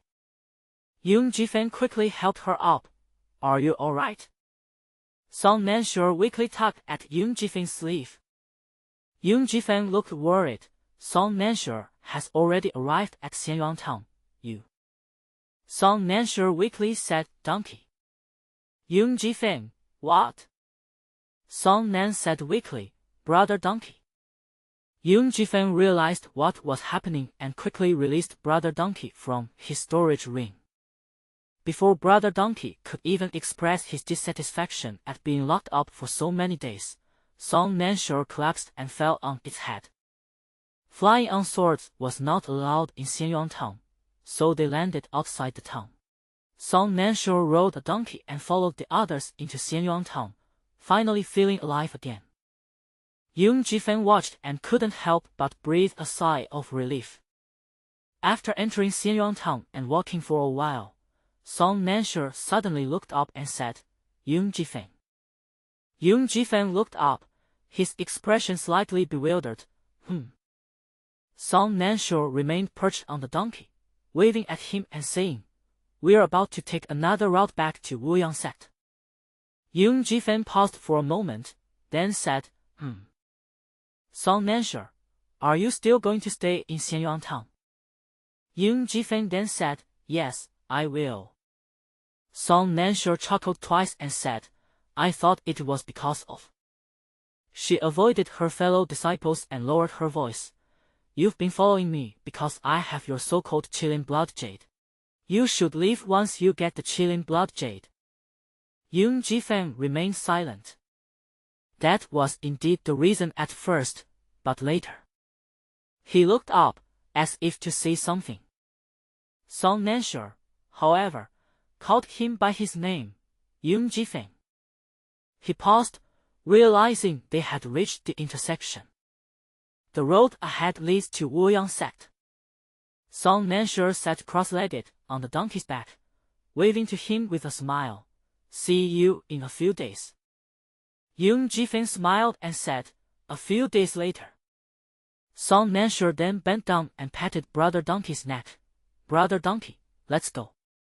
Brother Donkey brayed and listlessly turned around, carrying Song Nansure, and headed towards the road he already knew well.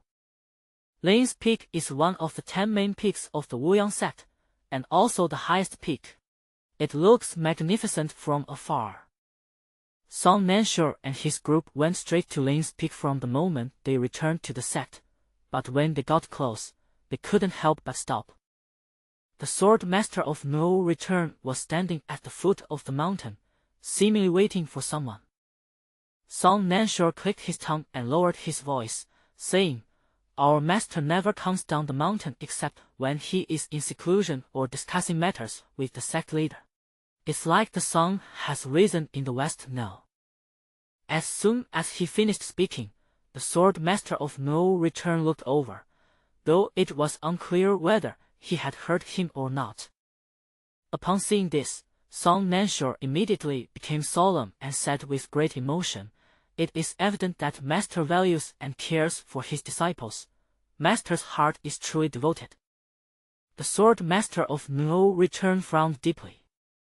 Zhu Xiu immediately grabbed her. Shut up. She immediately stepped forward, blocking Song Nansure's path, and bowed respectfully, saying, Master, third junior sister is being disrespectful. Please don't hold it against her. Her expression was respectful, her attitude was courteous, and there was not a single fault in her words or actions. Just like when she used to deal with outsiders when she was by his side. Be dignified and polite, and know how to maintain a proper demeanor. Everyone who spoke with her said that this disciple had not tarnished the reputation of the Wuyang sect. He used to think this was good. She was Yin Bugui's disciple, and she had to be cautious and prudent in every word and deed. But now, she uses that composure on him, protecting others. He couldn't help but think back to that night. This was the first time his communication device had been disconnected like this.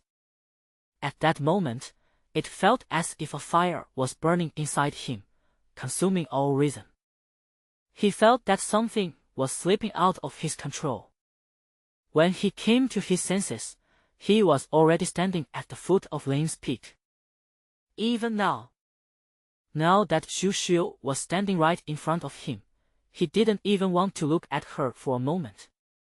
His gaze then fell directly on Song Nanshe. After a moment, he said, "You have reached the foundation establishment stage." Song Nanshe smiled and said, "Thanks to Master's blessing." In Bugui, 6 layers of foundation. Song Nanshe still smiled, "I'm pretty lucky." In Bugui then said, "Now that you're back, you should all return to your respective caves. Song Nanshe, come with me." He waited there for 3 days, but showed no interest in Zhu Xiu, as if he didn't care at all. However, he didn't know why he had caught this third apprentice. Clearly, she had never interfered with her cultivation. Just as he was thinking this, a voice came from the side, "That won't be necessary." Everyone immediately looked over. A hunched-over old man slowly walked over. Song Nanshe's eyes lit up. "Old Master Shi." The old man immediately bristled and glared. "What are they calling me outside?" Song Nanshe smiled and said, "Elder Master." The old man scolded, "You have no manners." He then looked at In Bugui. In Bugui paused for a moment, then said, "Uncle Master." According to seniority, he should still call him Uncle Master. The old master nodded and said indifferently, "Nanshe has reached the foundation establishment stage, but she is young and not steady. She has reached the 6th level of foundation establishment too quickly. I am afraid that her foundation is not stable, so I took her away first. After I have checked her cultivation level, I will have her pay her respects to you, her master." He emphasized "you, master," his dissatisfaction undisguised. In Bugui's expression turned cold. "Then I should thank my martial uncle." "Master Shi, what are you thanking me for? If you want to thank me, you'll never be able to finish thanking me for managing your apprentices for the past 10 years. Without even looking at In Bugui, he turned to Song Nanshe, who was grinning so hard his teeth were showing, and glared at him, his beard bristling. "Aren't you leaving yet?" Song Nanshe quickly followed. Everyone breathed a sigh of relief when Song Nanshe left. Then Zhu Xiu said, "Senior brother, you should take junior sister and leave first." Jiangji glanced at her.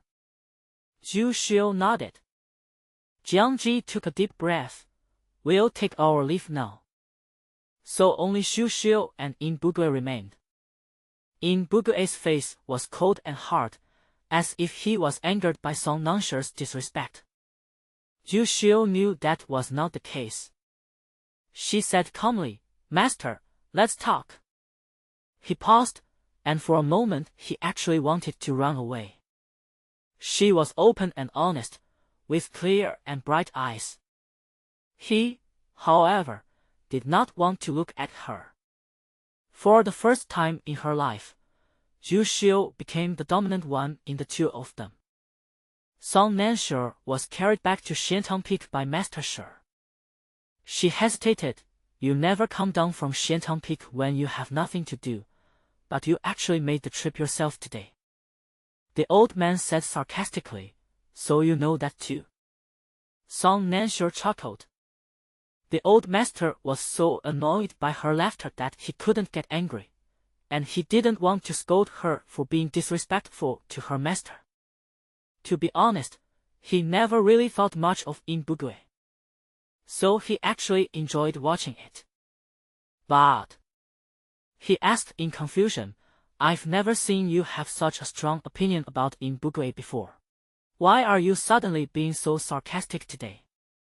Song Nanshe, "Perhaps it's a case of quantitative change leading to qualitative change." She wasn't telling the truth, but the old man could guess it. He knows this girl, whom he has taught for so many years, all too well. She was indifferent to everything, even living under the same roof, and love, hate, life and death were irrelevant to her. She was extremely cold. She cares about things so much that even if they are at opposite ends of the earth, she would move mountains and seas if someone called her name. He didn't know whether this extreme love and hate was good or bad.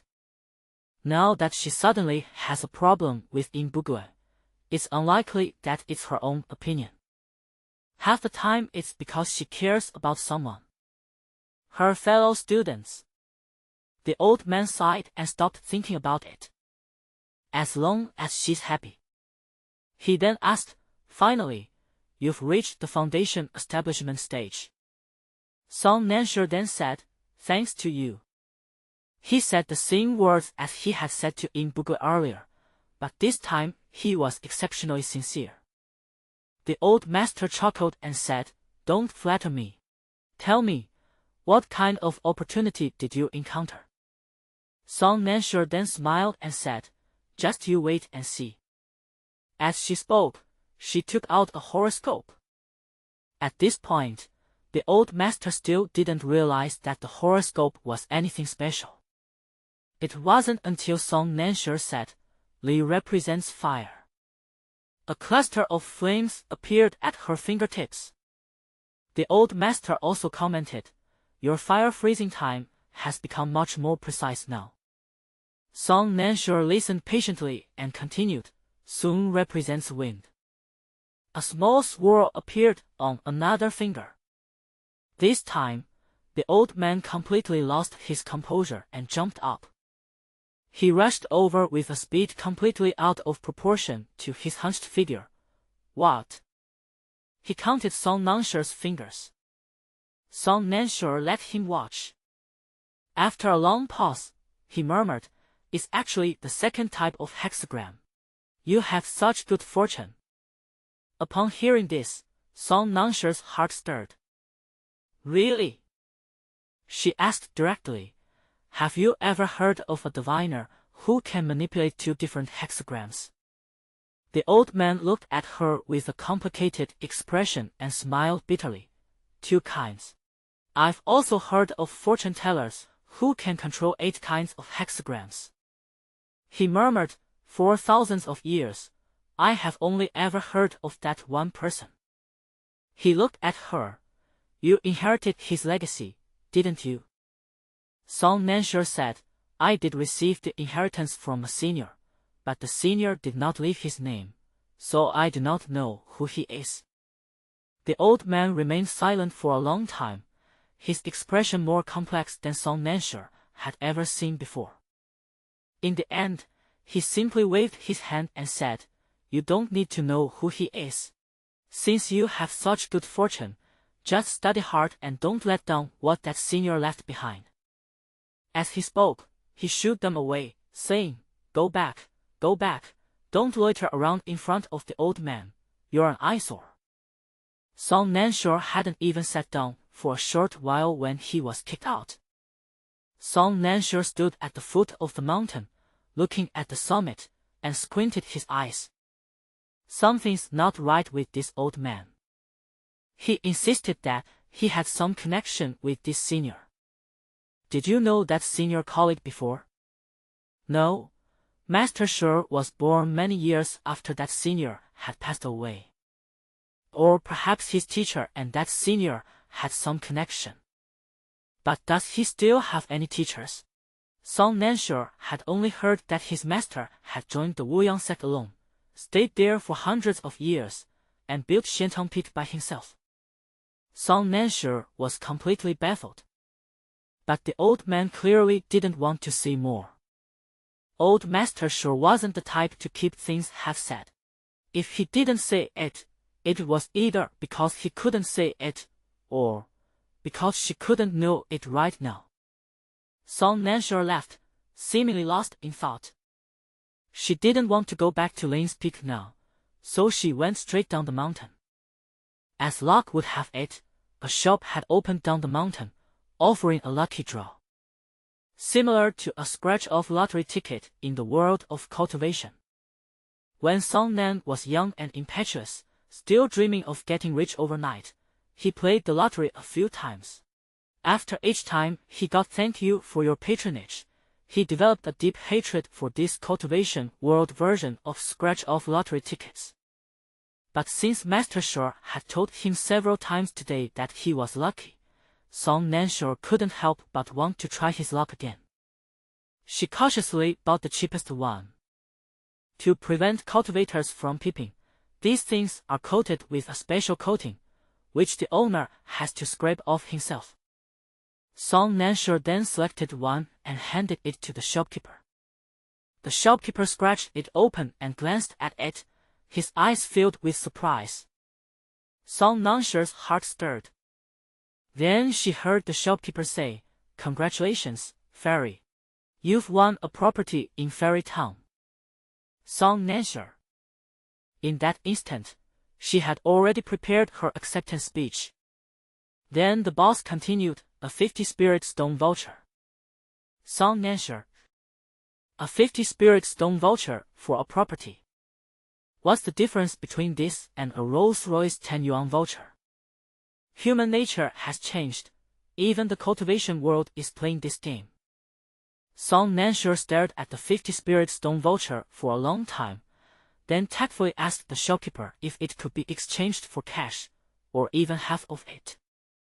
The boss politely declined, but said he could help recommend suitable properties and offer a 1% discount if his name was mentioned. Song Nansure. She felt she had some luck today, but not much, so she decided to go home early and not wander around outside. She turned around and went back to her sect. On Lane's Peak, everyone was there, but the entire mountain was so quiet that not even a bird could be heard chirping. Because her master always preferred quiet, he drew a repelling formation on the entire mountain, preventing birds and beasts from getting close. This was something she was used to. But now, standing at the foot of the mountain, she suddenly felt that it was better than when she was being disturbed by those main characters. She shook her head, started climbing the mountain, and halfway there, she saw Jiangji, who should have returned to his own cave, squatting not far from his master's cave. His eyes were fixed on the direction of the cave, his expression sometimes serious, sometimes gritting his teeth, his expression very rich. It's obvious they're making a stupid mistake. A smile involuntarily appeared on Song Nanshure's lips without her even realizing it, but it quickly disappeared. She walked over and said, "What are you doing squatting here?" Jiangji was so frightened that he almost drew his sword on the spot. He breathed a sigh of relief when he saw Song Nan, and stammered, "Wait for second junior sister to come out." Zhu Xiu entered her master's cave, but to him it felt like entering a dragon's den or a tiger's lair. Song Nansure could tell what he was thinking at a glance. She waved her hand, her tone resolute, "Senior sister will be fine. If you're worried, just wait and see."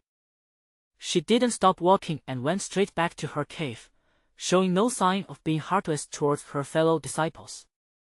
Jiangji couldn't help but breathe a sigh of relief and said, "That's great, second junior sister is all right." Old man Lu, who was standing to the side, couldn't help but ask, "Song Nansure says it's all fine. You weren't this easy to talk to when we were outside. When did you become such a naive and innocent person?"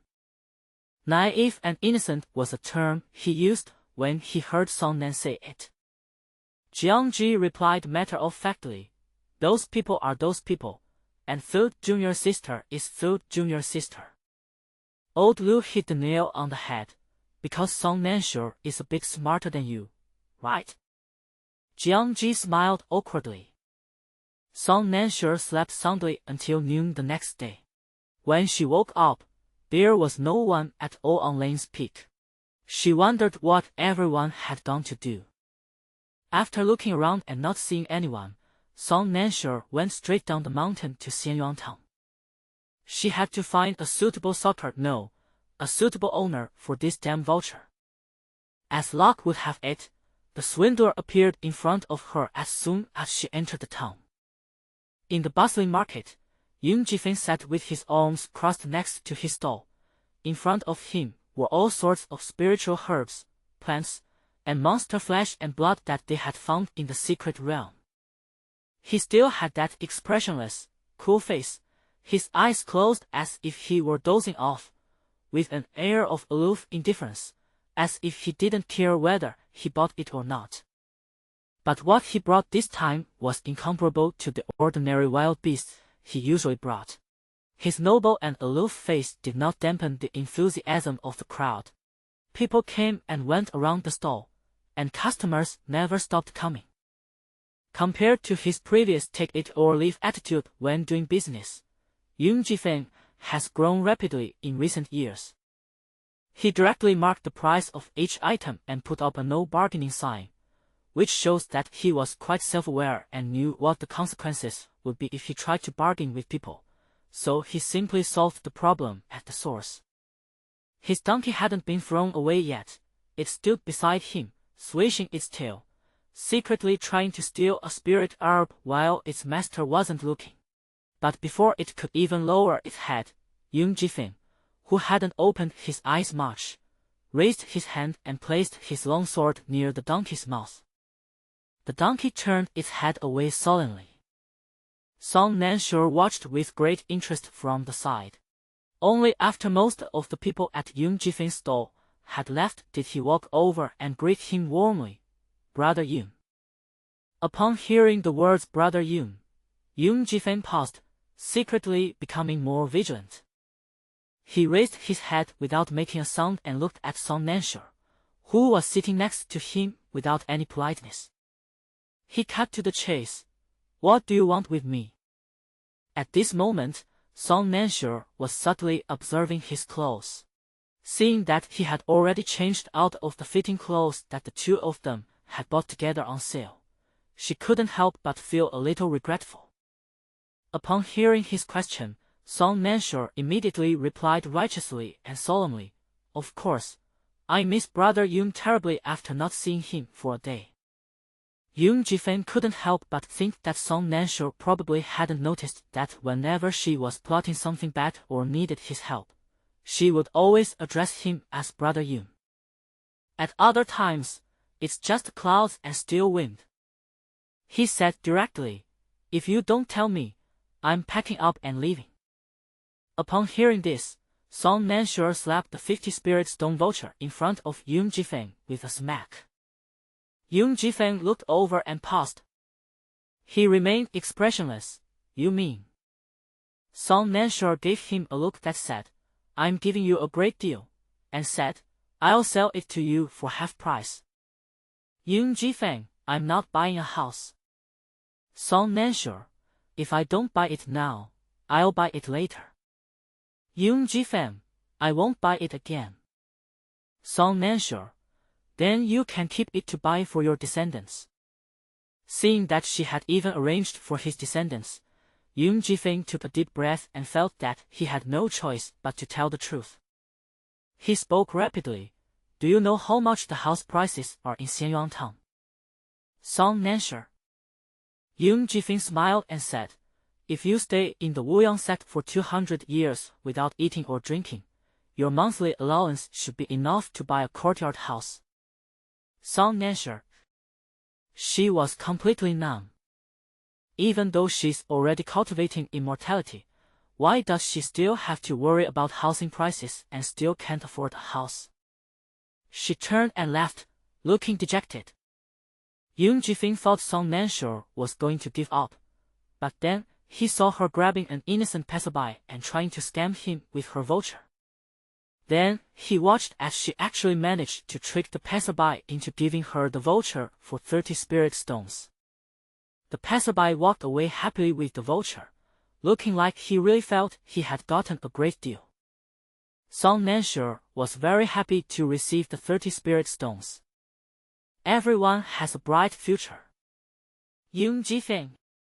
That's outrageous. Song Nansure raised an eyebrow and smiled demurely, saying, "Then I'll head back first." Yoon Ji-fan stared at her, noticing the smug look on her back, and after a moment of stunned silence, he suddenly smiled, packed up his doll, and prepared to leave. Someone next to him asked, "Hey, you're not selling anymore?" "Yoon Ji-fan, I'm not selling it anymore. I'll wait until tomorrow." Upon returning home, Song Nansure received some news. Their master, In Bugua, went into seclusion without warning, and the date of his return was uncertain. The entire Lane's Peak was temporarily entrusted to the management of his second senior sister, Ju Shio. Song Nanshure's first reaction was that his second senior sister must have killed In Bugua on the spot after their conversation broke down last night, and now she had come up with this excuse to cover it up. Then she quickly stopped herself from having such terrible thoughts. No. Second senior sister is the female lead in the crematorium, not Jong-san, the defendant in some suspense channel.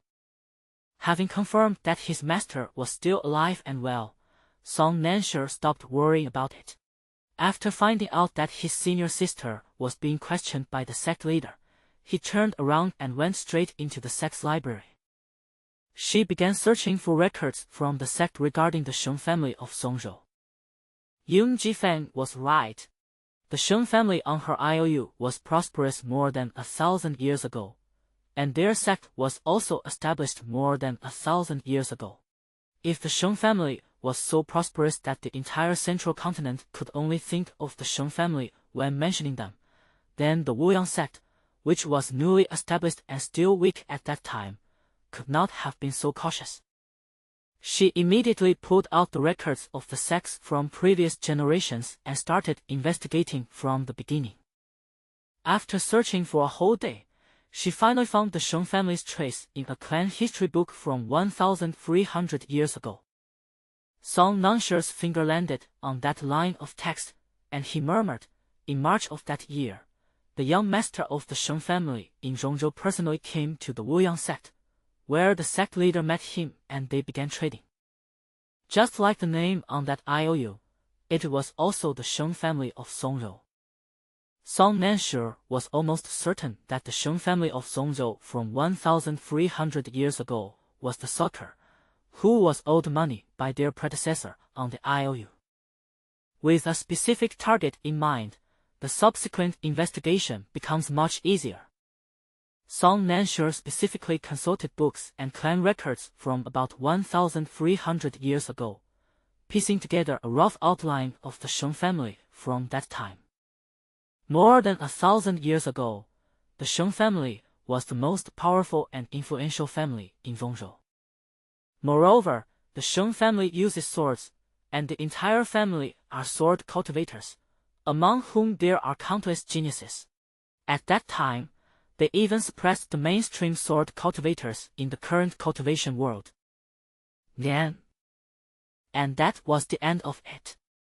The Shun family was first mentioned in the sect's records 1,300 years ago, but their numbers gradually decreased around 1,000 years ago, until more than 900 years ago, when there was no trace of the Shun family in the sect's records at all. The sect chronicles of the Wuyang sect naturally wouldn't focus on recording the Shun family's history. Song Nansure could only glean from them that the Shun family rapidly declined over the 400 years from 1,300 to 900 years ago. 400 years is indeed a very short time for a family or sect. Song Nansure was a little confused. 400 or 500 years old is the prime of life for cultivators with higher cultivation levels. When the sect began to be recorded, the Shun family had many geniuses. 400 years later, they were far from being in a period of decline. So how did they decline so quickly? Could it be that all those geniuses have died out in the last 400 years? Forget it. She's just a sucker who's paying back the money anyway. It's none of her business. Song Nansure grasped a key point. The Shun family uses knives. She then checked whether any of the Sheng family still in Zhongliu used knives. Then she discovered that there wasn't a single Sheng family member connected to knives. After a moment of silence, Song Nanshe put down the Sheng family's words and left. It's not that she doesn't want to repay the money. She genuinely tried her best to investigate. But if things have come to this point, then the Sheng family has probably really fallen into ruin. Well, let's see how it goes. Song Nanshe walked with light steps. Before leaving the library, she paused, turned back, looked around to make sure no one was there, and then secretly checked for information related to Master Shi. However, what she found was almost entirely common knowledge. My master entered the Wuyang sect 600 years ago and founded Xiantang Peak. During that time, he took in 13 disciples, all of whom died. Song Nanshe put down the record of the sect's history that contained the old master's writings, sighed inwardly, and turned to leave the library. She stayed in the library for 2 whole days and 2 nights, and when she came out, she almost felt like the world had changed. The entire sect suddenly became much busier, and the people in the enforcement hall increased their patrols. Every short distance Song Nanshe walked, he would see a group of enforcement hall disciples, as if something major had happened.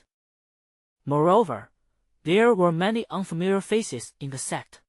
It was unclear whether they were newly joined outer disciples or people from other sects who had come to exchange ideas.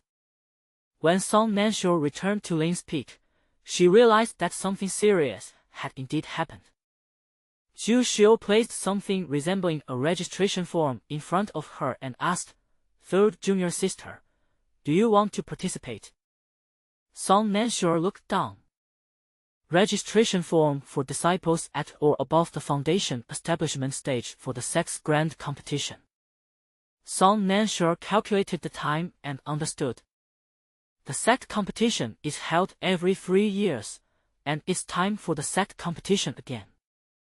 During the last sect competition, Song Nan was only 14 years old, a qi refining stage cultivator, and a fortune teller known for being weak. She did have some ambition and thought she'd give it a try, but as soon as she submitted her application, a senior apprentice in charge of the matter persuaded her to turn back. He spoke in a very high-sounding manner, but after Song Nanshe summarized it, he realized that the other person felt that since their master and senior brother Long Zifeng were not present, he was afraid that Song Nanshe, a weakling, would be beaten to death on the stage and could not bear the responsibility. It's all so vivid in my memory. Song Nanshe sighed for a moment, then looked at the registration list in front of him and decisively refused. 3 years ago, I still had some ambition, but now. She just wanted to take the opportunity to make more money. Zhu Xiu was somewhat disappointed by her decisive refusal. As she put away the registration form, she said, "I was thinking that at least the foundation establishment stage champion would get a reward in this sect competition, but since junior sister isn't interested." Song Nanshe reacted quickly and grabbed the registration book. "Zhu Xiu." Song Nanshe's eyes were intense, explained in detail. "Zhu Xiu, huh?" Song Nanshe, a reward. She used to participate in sect competitions just for the prestige, but she had never heard of any rewards. Zhu Xiu looked blank for a moment, then said, "Oh, this is a new reform piloted this year. It's supposed to stimulate everyone's interest in learning, so there are rewards for each stage. The reward for the foundation establishment stage is 1,000 spirit stones, and it increases by 1,000 spirit stones for each major realm advancement." Song Nanshe quickly started doing addition and subtraction. Those who can participate in the grand competition are from the qi refining stage to the nascent soul stage. If there are 1,000 people in the foundation establishment stage, then there are 4,000 in the nascent. She was just 1,000 short of the amount she owed on the IOU. Song Nansure took a deep breath. At this moment, Zhu Xiu added the reward isn't much, but it serves as an incentive. The sect leader said that in recent years, many disciples of the Boundless sect have been burdened by their fame and have become lax in their cultivation. That's why we came up with this method. The reward wasn't much. Song Nansure took another deep breath, then smiled and slowly pulled the registration booklet toward herself. She said, "Senior sister, I suddenly have a great interest in this sect. Since the sect leader wants to reform it, as his personal disciples, we naturally have an inescapable responsibility. I'll participate." She immediately picked up a pen and began filling out the registration form. Zhu Xiu. She always felt that for her junior sister, the source of motivation seemed to lie in the spirit stone. She thought for a moment and couldn't help but advise, "But junior sister, in order to make the sect disciples feel a sense of crisis, this sect competition isn't just open to people from the Boundless sect. Other sects and rogue cultivators from Immortal Fate Town can also sign up. The competition will be fierce. The sect leader has already said that if any realm allows an outsider to win the championship, everyone will be in trouble."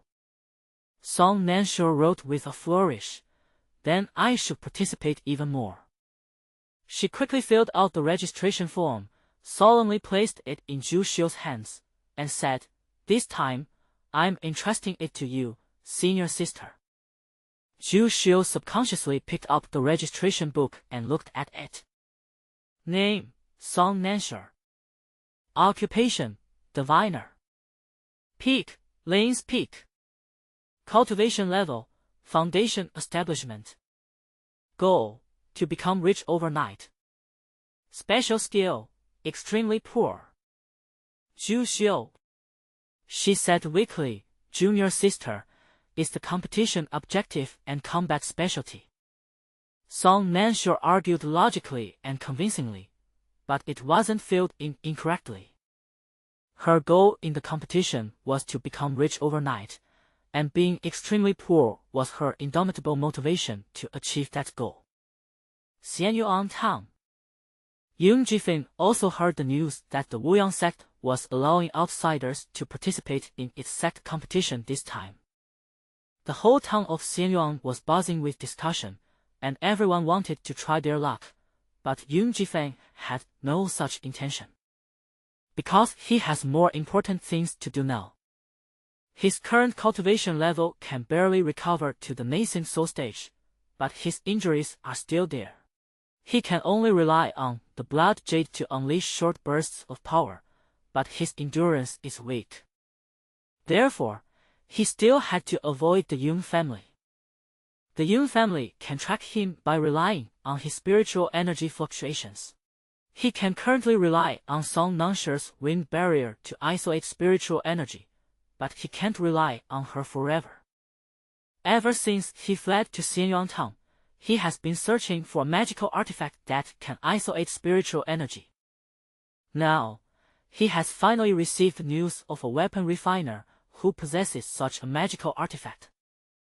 Yung Jifeng visited the weapon refiner, who was temporarily residing in Xianyuan Town that very day. The weapon refiner was very easy to talk to and immediately said he could sell it to him. Yung Jifeng felt confident this time. Just as he was about to say thank you, the weapon refiner continued, "It's not very expensive. Since we've taken a liking to each other, 3,000 spirit stones will suffice as a token." Yung Jifeng. He paused for a moment, then calmly asked, "Could you make it a little cheaper?" The weapon refiner was completely bewildered by being bargained for the first time. He instinctively said, What is this?" Yung Jifeng, bargain. Refiner. The next moment, he was kicked out. The weapon refiner stated bluntly that he would not negotiate the price of his items and told him to come back after he had saved up the money. Yung Jifeng stood at the entrance of the weapon refiner's workshop, remaining silent for a long time. Then he overheard two people passing by talking about the Wuyang Sect Grand Competition. Yoon Jifeng wasn't very interested, until he heard one of them say, "It is said that there is a bonus of 1,000 for those who have reached the foundation establishment stage, and the bonus increases by 1,000 for each higher realm." Clouds stop the wind and quickly add or subtract. The foundation building period is 1,000 years. 4,000 years of nascent soul stage. 3,000 magical artifacts that isolate spiritual energy. He still has 1,000 left. Yoon Jifeng. He felt interested. He immediately wanted to sign up, but after taking a few steps, another question came to mind. He participated in this competition to buy ritual implements. He bought the magical artifact to isolate spiritual energy. However, he currently has no magical artifacts, and participating in the competition would expose his spiritual power and attract the attention of the Yoon family. But if he doesn't participate in the competition, he can't afford the ritual implements. He can't afford magical artifacts, so he can't isolate spiritual energy. Yoon Jifeng. An infinite loop. He stood there at the door of the weapon refiner's house, expressionless, thinking for a long time before turning around and knocking on the door again. The weapon refiner opened the door. "What? You've raised the money so quickly." Yoon Jifeng certainly didn't. But he said, "Master, could you lend me your magic weapon first? I'll return it to you after I win 4,000 spirit stones in the Boundless Sect Grand Competition." Bam! The door nearly slammed into Yoon Jifeng's face. The weapon refiner roared from inside the door, trying to get something for nothing. "You think I'm easy to fool?" Yoon Jifeng. On the way back, he clearly saw Jiangji borrow things using the same method. But why can't he do it when it's his turn? Yoon Jifeng looked completely bewildered. Yoon Jifeng stared silently at the tightly closed door in front of him. Why can Jiangji do it, but he can't? For the first time, Clancy began to doubt himself. However, this master clearly did not accept payment after delivery, so Yoon Jifeng had to find another way. He walked heavily back to his temporary residence, but when he passed the market, he couldn't help but pause. He saw the culprit who had caused him to have deep doubts about himself, squatting next to a stall selling spiritual herbs, muttering to himself as he looked through the herbs. Yoon Jifeng had long noticed that Song Nanshi's senior brother seemed to have some strange quirks. When he was alone, he liked to talk to himself, as if he were communicating with someone they couldn't see. Once, Yoon Jifeng asked Song Nansho about his doubts, only to be stared at by Song Nansho with an extremely complicated look for a long time, making him almost think that he had asked some taboo question. Then Song Nansho said, "You are the first passerby to discover this problem." Yoon Jifeng, "Huh?" In response, Song Nansho said in a particularly weary tone, "You can think of him as a bit of a chatterbox." Therefore, Yoon Jifeng could only think of him as a lunatic who was taciturn in front of others but a chatterbox in private. In short, none of the four Song Nanshi's fellow disciples seemed to be normal, and their mental state was constantly questionable. Now, that lunatic is talking to himself again. Yoon Jifeng was already used to his confusing behavior and simply followed his hand as he picked through the items at the stall. Then his gaze sharpened. Jiangji held a spiritual plant in his hand that resembled a carefree grass. Worry-free grass can act as a moderating agent for various elixirs. It is frequently used in alchemy to reduce the failure rate of elixirs. Moreover, it is inexpensive. One plant can moderate the effects of elixirs from 3 large alchemy furnaces. It is cheap and effective. But Yoon Jifeng knew that this was not the worry-free grass. It was a kind of mist grass that looked similar to the worry-free grass but was fundamentally different. A single plant could sell for thousands of spirit stones, and it was priceless. A true herb gatherer would never mistake the two. How could an ordinary peddler in Xianyuan Town possess such a treasure? Xianyuan Town truly is a place where hidden talents reside. Yung Jifeng immediately went over, wanting to help Jiangji appraise the product since the two knew each other. He had just walked a short distance from them when he overheard their conversation. Jiangji, boss, how much is this spiritual herb? The shopkeeper glanced at it and said, 4 spirit stones. Yung Jifeng. Jiangji. Their pupils dilated in shock. The herb gatherer was clearly selling it as a forget-me-not. Yung Jifeng remained silent. Jiangji remained silent. The shopkeeper, however, was not silent. He was quite dissatisfied that Jiangji was buying the worry-free grass one by one, so he directly offered a bundle sale, 10 spirit stones. I'll sell you 3. Jiangji remained silent for a long time. Then he said sincerely, I'll offer 20 spirit stones to buy this one from you. He paused for a moment, otherwise, I'll feel guilty. Boss. He looked at Jiangji as if he were an idiot. Then, overjoyed, he exclaimed, Take it. Take it. He looked like he had gotten a great deal. Beside him, Yung Jifeng stared at the shop owner as if he were an idiot. He felt that the whole world seemed to be wrong. It could be said that a herb gatherer who specializes in selling herbs is not skilled enough to not be able to distinguish between worry-free grass and mist grass. However, this is the Wuyang sect, where many disciples of the Wuyang sect come and go. The mist grass looked a bit wilted, obviously having been left for quite a long time, yet it had not been discovered by a single disciple of the Wuyang sect. It was as if they were waiting specifically for Jiangji to pick up the bargain. That's outrageous. Yung Jifeng glanced at Jiangji again. He was happily paying. The boss happily accepted the money. That's outrageous. Yung Jifeng felt as if the world he was in was somewhat magical.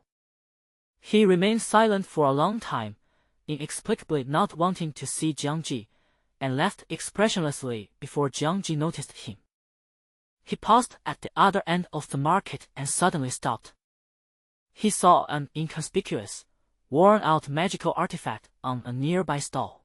It looked extremely cheap, but Yung Jifeng knew that its grade was definitely not low. It has a similar effect to the plant that Jiangji just bought.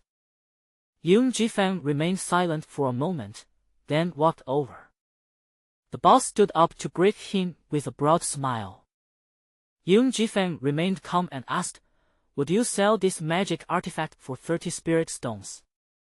He pointed to the worn-out ritual implement. At this moment, scenes of Jiangji flashed through his eyes. Then, he saw his boss's expression change instantly. He cursed loudly, You think you can buy this magic artifact for such a small amount of money? Do you think I'm a sucker? Yung Jifeng. Here we go again. If Jiangji can do it, why can't Yung Jifeng? Is this lunatic some kind of chosen one favored by heaven? Yung Jifeng stood there expressionless, feeling unusually suffocated. Requesting that the master to take delivery first and then pay is not possible. You can't just buy a magic item at a bargain price and then resell it at a higher price to make money. Both roads are blocked. How can we possibly buy that magical artifact back? Yung Jifeng paused, and immediately thought of Song Nanshe. It is true that Song Nan was also poor. But it's hilarious, even if she's poor, she's still richer than me. Yung Jifeng immediately decided to borrow money from Song Nanshe. He went to Wuyang sect without hesitation. Halfway there, he couldn't help but wonder if he should give Song Nansure a gift since he needed something from him. His gaze involuntarily fell on a jewelry store on the side of the street, and he hesitated for a moment. He went inside instinctively. The shop was full of women's jewelry. It was Yoon Ji-fin's first time in such a place, so he couldn't help but feel a little reserved. But his gaze involuntarily fell on a necklace inlaid with a green cat's eye gemstone in gold thread on the display cabinet. This necklace would definitely suit Song Nansure perfectly. And it's made of gold, she'll definitely like it. Yoon Ji-fin couldn't help but think. At this time, the shop was crowded, and no one came over to greet him. Yoon Ji-fin subconsciously walked to the front of the treasure pavilion and stared blankly at In-luo. He had never seen Song Nansure wear jewelry. She even tied her hair up with a hairband. She would look great in this. Someone nearby noticed him staring blankly at a necklace and couldn't help but ask familiarly, "Brother, who did you buy this for?" Yoon Ji-fin snapped out of his reverie, pursed his lips, and said, "Friend." The man gave a meaningful "oh." Yoon Ji-fin knew he had misunderstood, but he stopped himself from explaining. There's no need to explain anything to a stranger. The stranger struck up a conversation, complaining, "Buying jewelry for women is really difficult. I've tried to buy some for my wife 4 times already, and each time I got kicked out. They said I don't understand her. It's driving me crazy." He asked, "Brother, what does your friend like?" Yoon Ji-fin thought for a moment. He said, "Spirit stone." The person. He looked at Yoon Ji-fin, unable to hide his envy. He said, "If I were to give my wife spirit stones directly, she would definitely kick me out and say that I'm insulting her with money and that she doesn't want my stinking money." Yoon Ji-fin couldn't help but wonder what Song Nansure would do if he gave her spirit stones. She probably wishes he could insult her more. Yoon Ji-fin. At that moment, he understood a principle.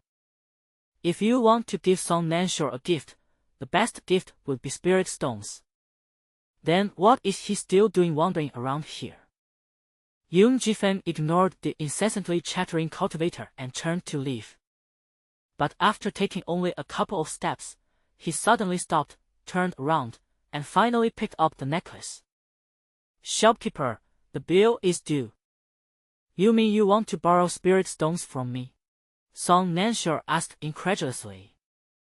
Yoon Ji-fin nodded.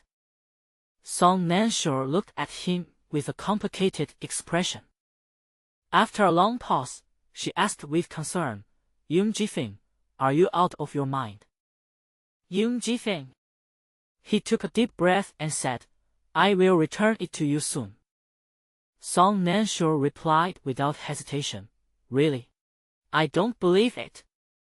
Yoon Ji-fin, I will participate in your Woyang Sex Sect competition. You should also know that the champion of the nascent soul stage can receive a prize of 4,000 spirit stones. I will only lend you 3,000 spirit stones, which I can repay. Song Nanshure's heart stirred. She also had some understanding of Yoon Ji-fin's strengths. If Yoon Ji-fin participated in the sect competition for nascent soul stage cultivators, she asked directly, "What do you need those 3,000 spirit stones for?" Yoon Ji-fin didn't hide anything from her and told her everything. Song Nan seemed to be deep in thought.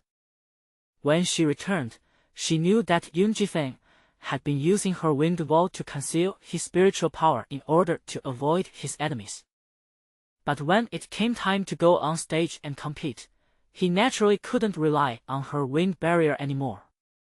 It is true that she can produce 3,000 spirit stones.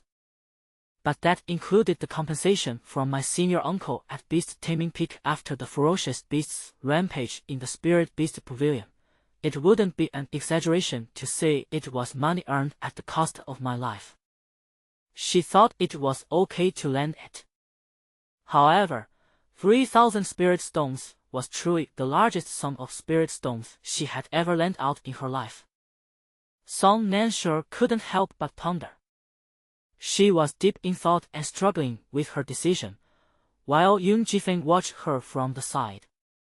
After a moment, he suddenly said, "The reward for the champion of the nascent soul stage is 4,000 spirit stones. I only need 3,000 spirit stones to buy that magic weapon. If you are willing to lend it to me, I will give you the remaining 1,000 spirit stones as interest after I receive the prize money." Song Nansure immediately and without hesitation said, "Deal." Yoon Jifeng. He rubbed his forehead. He really knows her well. Nothing he gives her is as effective as giving her spirit stones. Forget it, she's such a stingy person. She's already too kind to lend him spirit stones. Before the thought had even finished, Song Nansure deftly took out paper and pen from his storage ring and began to write and draw. Yoon Jifeng sensed something was wrong. "What are you doing?" "Song Nansure, I'm writing an IOU, plus the interest of the 1,000 spirit stones you promised."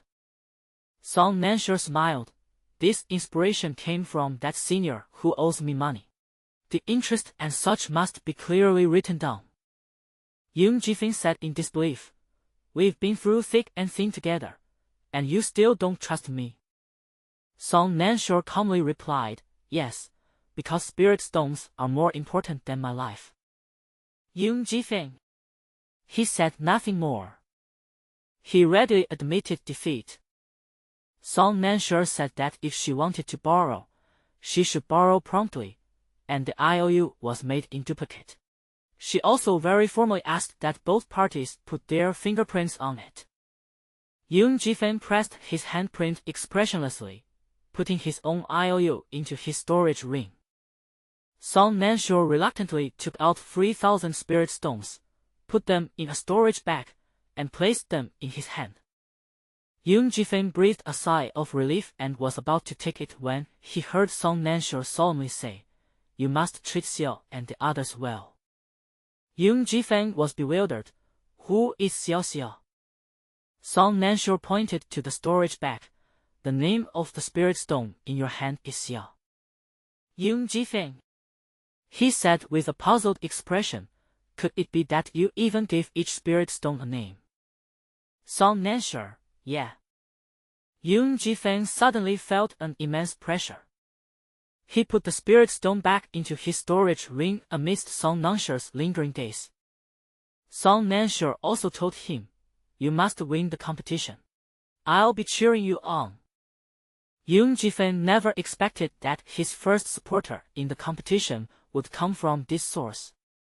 He said helplessly, "I will." Song Nansure urged him, "Then hurry up and register."